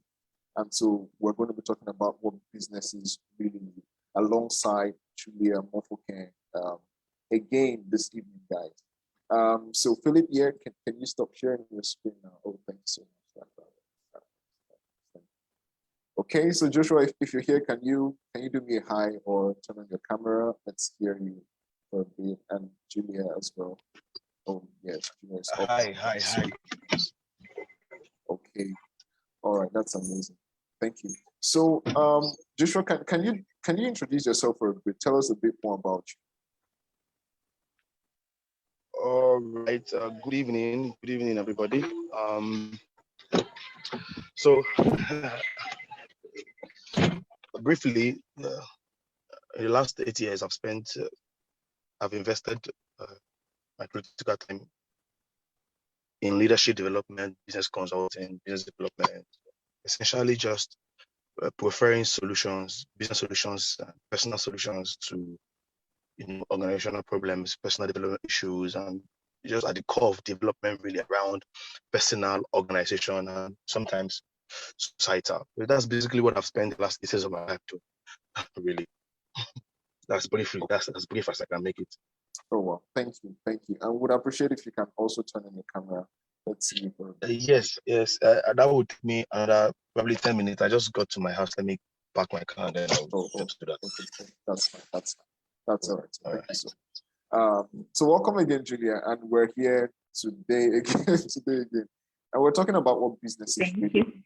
And I feel like this session should be we should have a lot of questions here because tell us about what you're doing, if it's working or not, and if it's what you need to be doing. Okay, because it's important that you do what you need to be doing. You know, there's this 80-20 rule. You need to focus on I don't know if they say this in other parts of the world, but they say major on the majors and minor on the minors, right? And I think that one of the critical, most important parts is understanding what is necessary and what is what's the word now, and what you must do. So there are things that are necessary and there are things that you must do. And there are the things that you must do are the things you should be paying a lot more attention to, not just the things that are necessary. Because many things will steal your attention. You need to prepare your books and business. You need to talk to your clients. You need to develop your product. You need to do all. But what are the things that if you do those things, it's going to increase or it's going to help you succeed, right? And so figuring out the key factors of success for your business is really important. And I think I'm going to start from you, Julia. What are your ideas around this? Things that we must do and things that are necessary. How do we discern? How do we know what we should be doing and what we should spend less time doing as business people? Yeah. Thank you so much, Wangi. I hope my place that I'm at is not making too much noise. It's raining here in South Africa. It's lovely and everything, but I just really hope it doesn't cause any disturbances. So to your point, okay, great, awesome. To your point, what you're saying about the 80-20, things that are necessary and things that we sometimes try and turn a blind eye on that we know we need to do.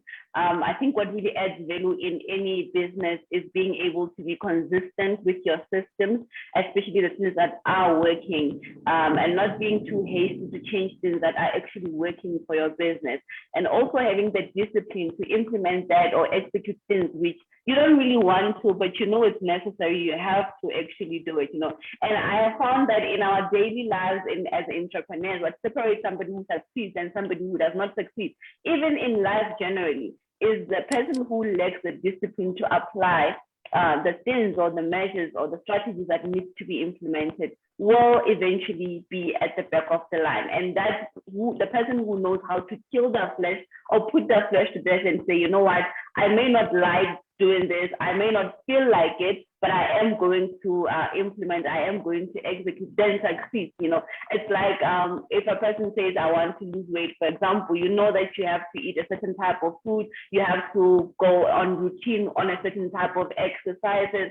And sometimes you may not feel like waking up to exercise. Sometimes you may not feel like a certain type of food, but you know what is necessary, and you end up actually implementing and going with what is necessary to make sure that you get the desired results. You know, Philip also spoke about an example of snoozing the alarm, and I actually laughed because how many of us have actually gone through phases where you know that you need to be up by 5, and you actually will snooze it up until 1:15, up until 1:30, and then next thing you know, it's 6 o'clock. And how that actually affects your whole day. I really like what you said, because then your mind tells you that you are actually a liar to yourself, you know, and that has an implication on throughout your whole day, how you behave as a person, how you view yourself, how you view your visions and plans. And it's very important that in business we apply the discipline and we are consistent with ourselves. We are consistent with the vision and mission of our brand.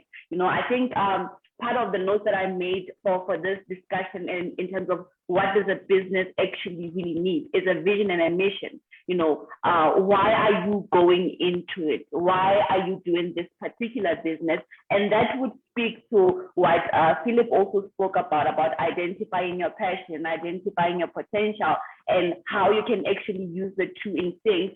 So as a vehicle to provide you profit. And sometimes we often function from a place of, because I've been fixing cars at a certain company, I think that's the kind of business that I need to go into. Only to find that this is not, I may have potential, I have the skill for it, but it's not something that I'm passionate about. And then that's part and parcel of the reasons why the business would not make it, or I might find myself lacking discipline, because I need to be inspired. I need to have something within me that pushes me to want to learn more and grow and develop on this matter. I don't know if I've answered your question, or should I just go forward and all the other things? Yeah.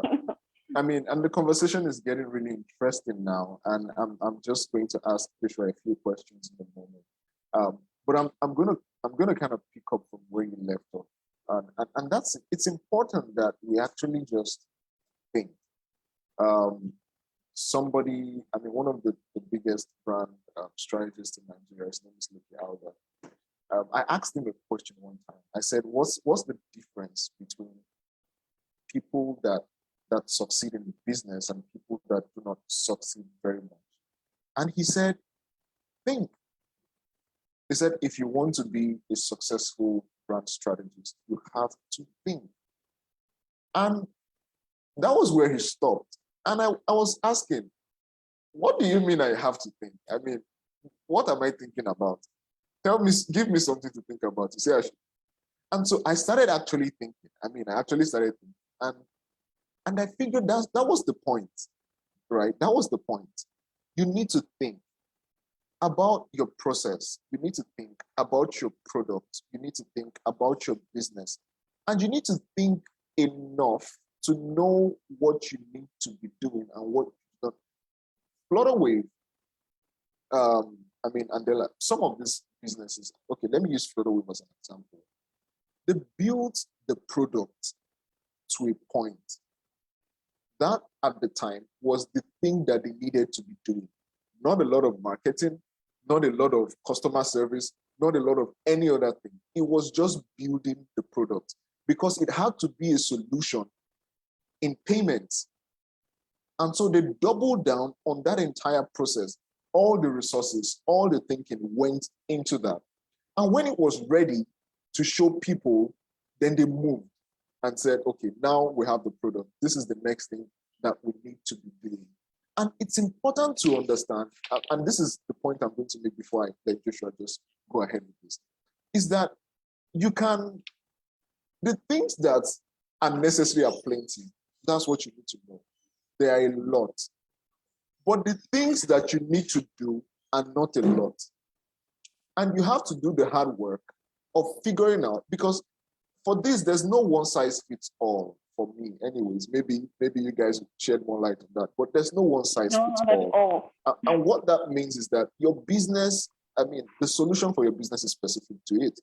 So you have to think deeply on say, these are the things. I mean, if I stop doing this, will my business be fine? Yes or no? If I stop doing this, so you have to think deeply to say, these are the things that I need for my business to succeed. And then you can now double down on it. Put all your efforts, put all your money, put all your personnel to to getting that thing to work. And Joshua, if you're here, Julie, I'll come back to you when I see that your hands are raised. Let's give Joshua a bit of moment to talk. Welcome, Mr. Joshua. So, I mean, what can you say to this whole conversation? Please just give me a recap of question. Oh, okay. So we're talking about what businesses really need, and we're saying that there has to be a thought process to it, right? Because a lot of businesses are doing a lot of things which they do not necessarily need to be doing. And so there has to be an energy, I mean, a thinking energy that goes into discerning what you need to do and what is necessary, because the things that are necessary are a lot. But you have to be able to choose. You have to be able to choose what is necessary for the business to succeed and double down on it, right? And so what do you think about this? Yeah, I mean, definitely. So I think where this leaves, this opens the conversation into different levels. Okay, so business need differs across business types. One, business need also differs across where you are in terms of how much profit you're making at XYZ. But the needs are the same, really. If you look at it consistently across the board, the needs are pretty the same, right? So you then have to ask yourself, what are the intangibles? What are the things that you need really, really? Whether you're at 25 million annual revenue, 100 million annual revenue, 4 billion annual revenue, or you are doing 50K, if you're a Nigerian, you're doing 50,000 naira, you're doing 100,000 naira, 300,000 naira a month. Regardless of where you are, a business needs a clear guiding philosophy. It needs a clear guiding philosophy. And now, small businesses will find it difficult to develop a real philosophy, a set of ideas that guide what you're doing. Okay, you can call it the business vision, you can call it your business mission, but whatever you call it, there must be something that you are pursuing, that you are a line you are clearly set to cross, a goal you have put in place. Right, those goals are formed through your guiding philosophy, how you why you're doing what you're doing, essentially who you are at your core, what the business is at its core. All right, this is totally different from your, how you pursue your customer, your marketing, and all of that. But the line that weave all these things together should really, really be a strong guiding philosophy. All right, now that philosophy is not just lip service. It is a guiding philosophy. Is what opens the visionary's mind to the possibilities that lies ahead of him. It is a guiding philosophy that helps you identify the blessing that a business problem brings to you. I was watching the interview of the CEO of Patricia, and he said something. And for the majority, when the government ban happened, what happened was, right? The populace, we felt for him, we're like, man, they're killing our businesses. Quite frankly, they are. But when I listened to that interview, he said something.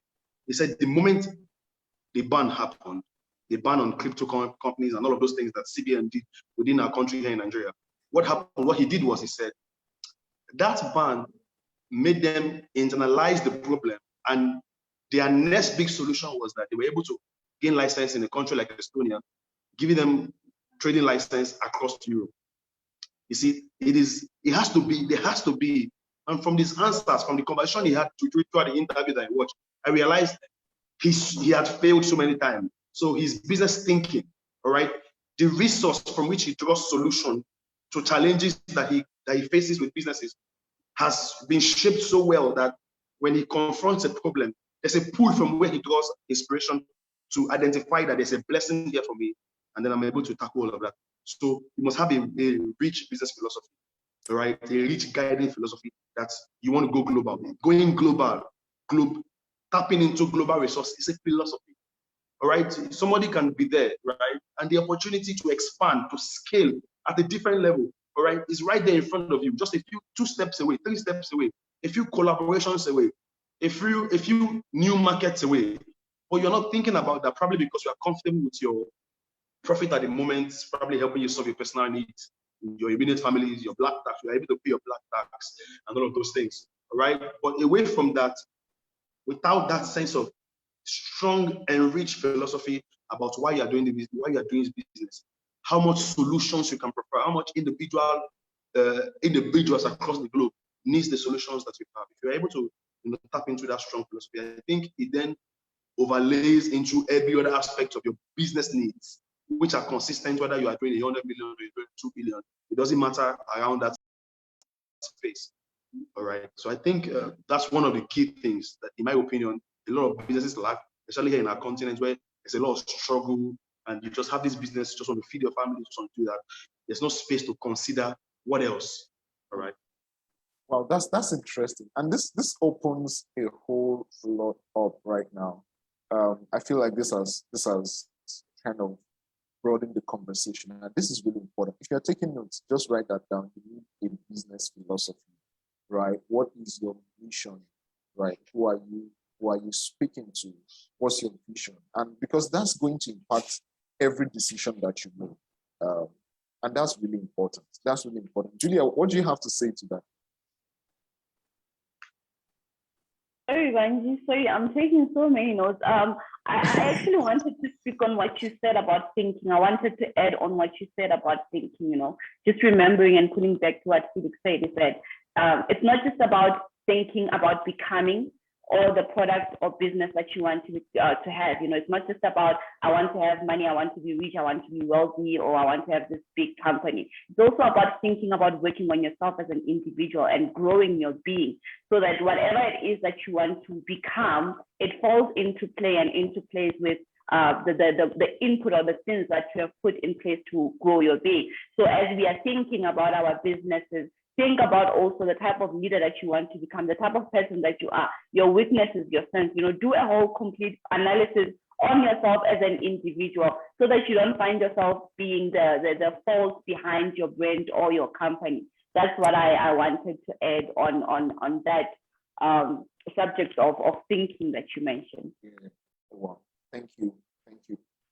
So I'm just going to ask this question, right? And we're talking about what businesses really need. And Mr. Joshua, you told us about the guiding philosophy, which impacts every decision that businesses make. Now, one question I want to ask is, what do you think businesses are doing right now that they do not do? What are the things that you see? I mean, you're a consultant. You've consulted for organizations and at different levels and for people.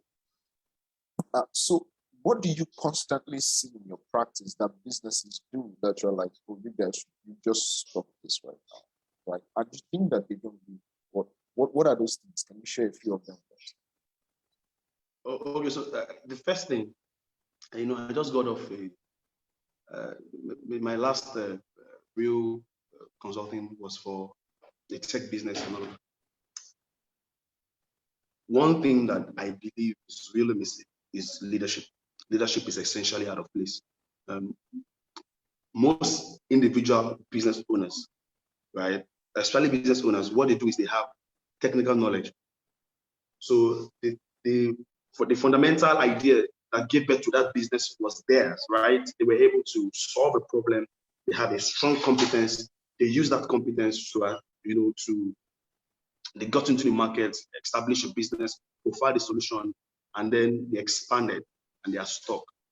A lot of business stagnation happens through this process, right? Some individual with strong competence, with a good skill, right, uses that skill, gets into the market, expands, right? There's demand for that skill increases, right? So a lot of people come, a lot of customers, and he has to expand, he has to delegate, has to train. And then what he is that he's a competent individual, but he's a terrible leader. What will happen is his competence will continue to grow, and his lack of leadership will continue to show. All right, so that's kind of stagnation is actually difficult to break because at the surface he knows what he's doing, and he comes in the morning, he tells you, what, this is what we are supposed to do. We need to do this, we need to do this, we need to do this. But you see, leadership is such a vital asset that when you doubt, the lack of it is so devastating because you would know how, you will actually know where you want to go, but you are unable to mobilize the people towards that direction.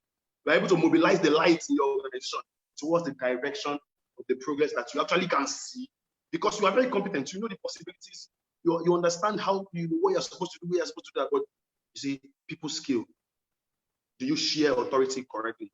Do you delegate properly? All right. Do you initiate? Do you encourage contribution? Do you reward the mind or do you reward the hand? These are intangible assets, right? That the lack of it can be so devastating. And a lot of businesses that I've related with, a lot of business owners that I've seen lack it, and it's so terrible, right? And it's also difficult to teach. Go ahead. Wow. Wow, that's really interesting. I mean, it kind of reminds me of Steve Jobs. And they asked him a question. He was giving, I think he was having a meeting at Apple one time. I can't remember exactly how this went down, but if you know the story, then you know what I'm saying. And I think at some point the engineers were fed up and they were like, dude, what exactly is your job? You just come and you're talking and you're talking and you're just, the next thing is you're making presentation. 1 month after that, yes, we have launched the new this. And he looked at them and said, well, I'm the reason you actually have the company, right? I may not be coding or designing the products, but this is what I do. And ever since then, nobody questioned that again, right? Those were not his exact words, but I'm just paraphrasing. And if you know the story, you know what I'm talking about. And that's leadership, that's strong leadership. And there's a lot that we can learn from that. And this is getting really, really interesting. Julia, what do you think? What do you think about this? I think tying down to leadership is also organization culture, but I also believe that the kind of leadership that you have or the kind of ability to lead people that you have actually sets the tonality for the culture of the organization. Now, you cannot engage people to buy into your vision without being able to lead them in a particular way that is much more specific to the type of individual that you have. One of the things that Philip mentioned was the personalities. He mentioned a book that helps you to understand different personalities, and it was more tied to partnerships, And I think in any organization, when you're having other people to come in to work with you and push your vision or drive your vision, that is partnership right there. So the kind of culture that you set up also in your organization determines the kind of success you will have and how people will actually give input and how far people will go as stretching themselves to make sure that your vision is a success. So it's very important to understand the scope of leadership and to also be much more broad in it, not just focusing on the management element. There are 4 fundamentals. You need to plan, you need to organize, you need to lead, you need to control. And all those 4 elements need to really be balanced throughout your organization. There shouldn't be one that is much more imbalanced because you don't know. And if you don't know, you need to delegate somebody who's much more stronger in that element. And culture for me is all about recognizing the strengths and weaknesses of the organization, but more also as a leader, I need to recognize that I'm not very strong in this, but there might be somebody who I'm partnered with, whether it's an employee or business partner that is much more stronger in this thing. And that element of being open and trustworthy enough to the branch to open up and say, I'm weak here, but somebody else is much more stronger. How do we come together and collaborate those 2 energies or those 3 energies to make sure that the vision goes forth? Because for me, the fundamental of any business is the why, the reason why you open the business. And that's the vision and mission, So that needs to be breathed upon by all the other resources that we need to put in place so that this goes forward.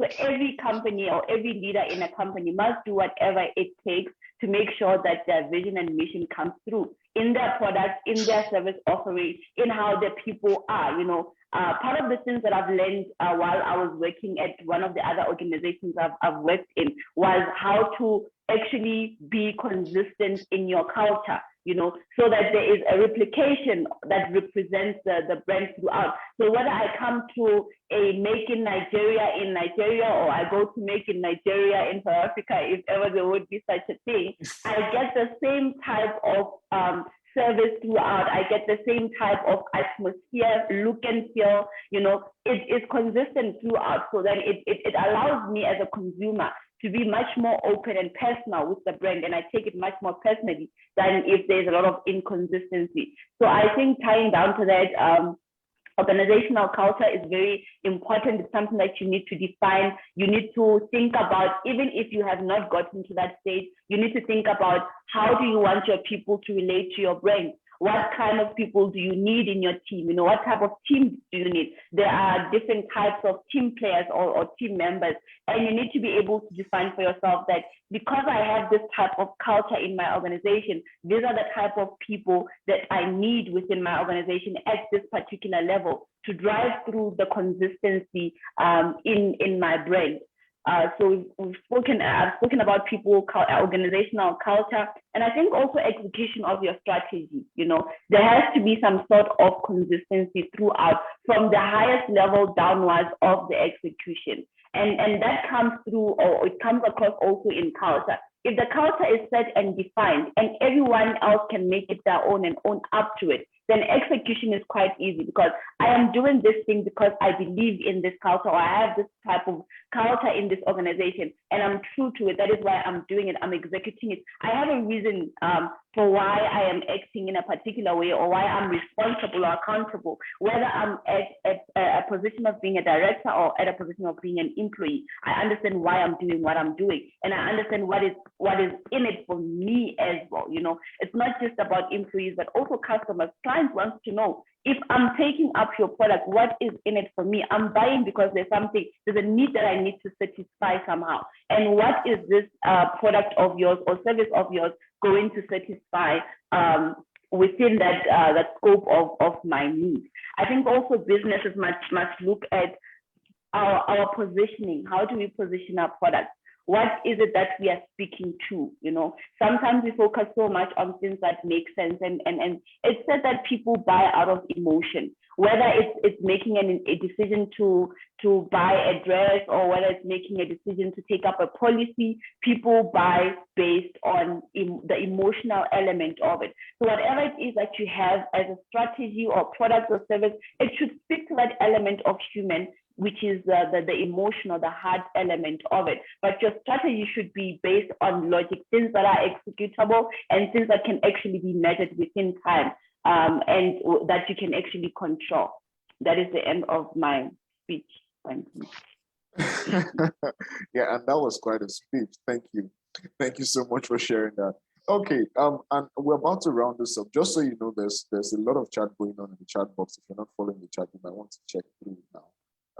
Julia and Philip are answering questions there, so I want to check that out as well. So Joshua, yeah, we're about to round this up, and yeah, we have over 150 people watching this live on Facebook. Yeah, please do ask questions if you're on Facebook. We're getting them direct. All right. And so Joshua, do you have any last words on this issue? What would you say as final words? Yeah, wrap this up. Okay. So thinking is not, let me say something about thinking, because I heard the conversation about thinking and all of that. So thinking is not a natural ability. It's not, there's no, how will I put it? Thinking is not a natural thing. You don't naturally think, right? Thinking is learned. Correct thinking is learned, right? It's learned. Second thing is that you cannot think without resources.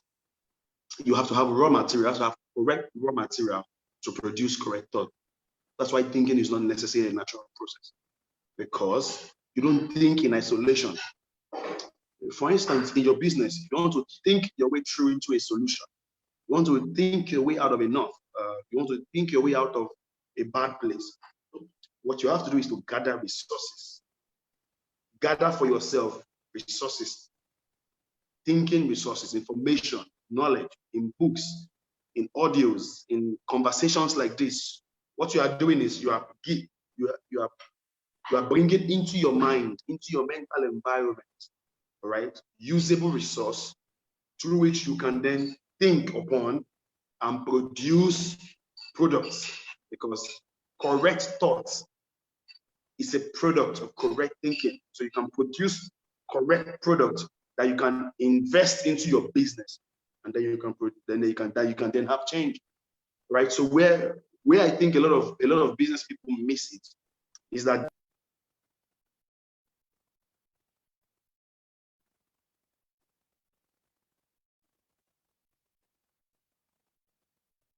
Joshua, you're muted. Sorry, I think that was a mistake. Okay, yeah, we're back. All right. So did you get any of what I said? Yeah, you said where you think a lot of people make a mistake. All right. So where I think a lot of people make this mistake is they just believe, you know what, I'm just going to, default my way through. I'm going to just invest energy and be determined, and I just believe that things will just get out of place. But whilst the process otherwise should be that you should, hold on, you should be able to, hold on, give me a minute. All right. So you should be able to, consistently, and that's where learning is important, consistently find resources for yourself so that your mind has resources that you can pull upon every time you need to find solutions. Even your everyday business processes, your everyday business activity, your everyday business engagement should be shaped by the fact that you have put into your personal schedule, into your personal pursuit, into your personal daily demand on yourself, that I will always find usable knowledge, usable resource. My mind will always be sharp. I'm always in tune with what is the correct information, what is the best practice globally. I'm always finding all of those usable resource, usable knowledge, usable information. So every time I come into a place where I need to produce thoughts that will change where I am, impact on my business, improve on my personnel, touch on my culture thinking for my whether it's customer, how I treat my customer culture, or how I treat my employee culture, or my general work culture. I always have correct information on ground through which I think upon. Then I always produce usable information, usable knowledge for the things that I'm always wanting to do. So I always believe that this is not everybody knows how to think, which is something that you would think is natural. Everybody has a working brain, so I guess they should be able to think. But the reason why you look at the business and say someone is not thinking within the organization, some leader there is not producing the right thoughts. So thinking is going on, but the resources upon which they are processing is not properly, is not really correct, right? So this, I think, will revolutionize businesses and business individuals across our continent, right? It's not just a default thing. You don't just exert mental energy in isolation. You have to gather correct knowledge. You have to read correct books. You have to follow people. You have to listen to stories, watch interviews of business owners. So you will know people from their stories. There are a lot of lessons you can only gain from when people share stories, share their experiences. Where did I come from? How did I beat this obstacle? One of the best minds currently right now on this continent. A few of them, Osi, Masiua, these guys are always sharing stories. There's a reason why they're always doing this, because this is how gems are picked up by business owners, young businessmen across the continent. You find that when you then have enough resource to think upon, and you come into the same or a similar situation, you then recall and you say, you know what, I heard from this person that when they had this issue, this is what they had to do.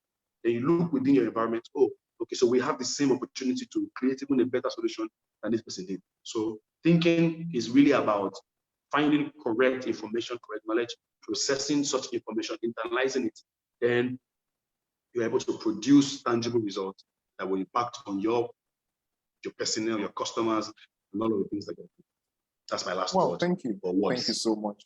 Thank you. Thank you so much. And I was going to do a recap, but I can't do a recap anymore. You guys have said so much. I think you have provided a lot of resources, and I'm not producing it right now. So,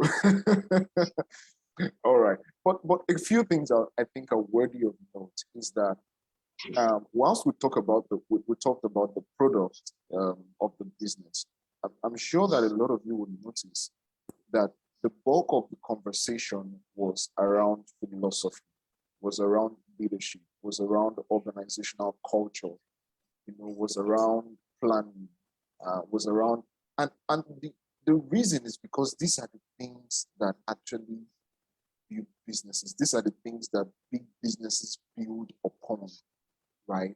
Philosophy, leadership, culture, and all that with the product. Some organizations started because they had a product, but they are doing some things that are totally different from the product that built the organization in the first place. But they are still successful. Why? Because of the philosophy, because of the culture, because of leadership, right? And the many other things that we've discussed. And I think this has been really beneficial to me today.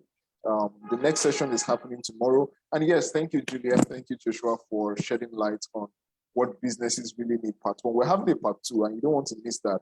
And I think that's tomorrow morning as well. Thank you so much for being here. Thank you so much, Joshua. Thank you, Julia. We appreciate you being here. Right. And yes. Okay, so we're having another session tomorrow. Morning, it's same time, 10 a.m. And evening session as well at 6 p.m. tomorrow. Make sure you don't miss it. It's going to be mind-blowing as well. We're having someone from the Philippines come talk to us, and we're also having lots of panelists. And so yes, we'll see you tomorrow, same link, and we'll be right here waiting for you. Thank you so much, everyone. Good night.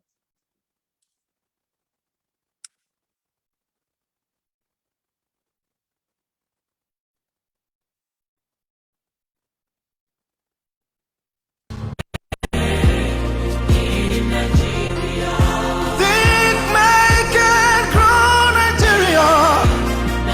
Hey, one business at a time we change Nigeria. Yeah. When you think you can make, you can grow. Let's make Nigeria great. Doesn't matter what you do, let's make Nigeria great.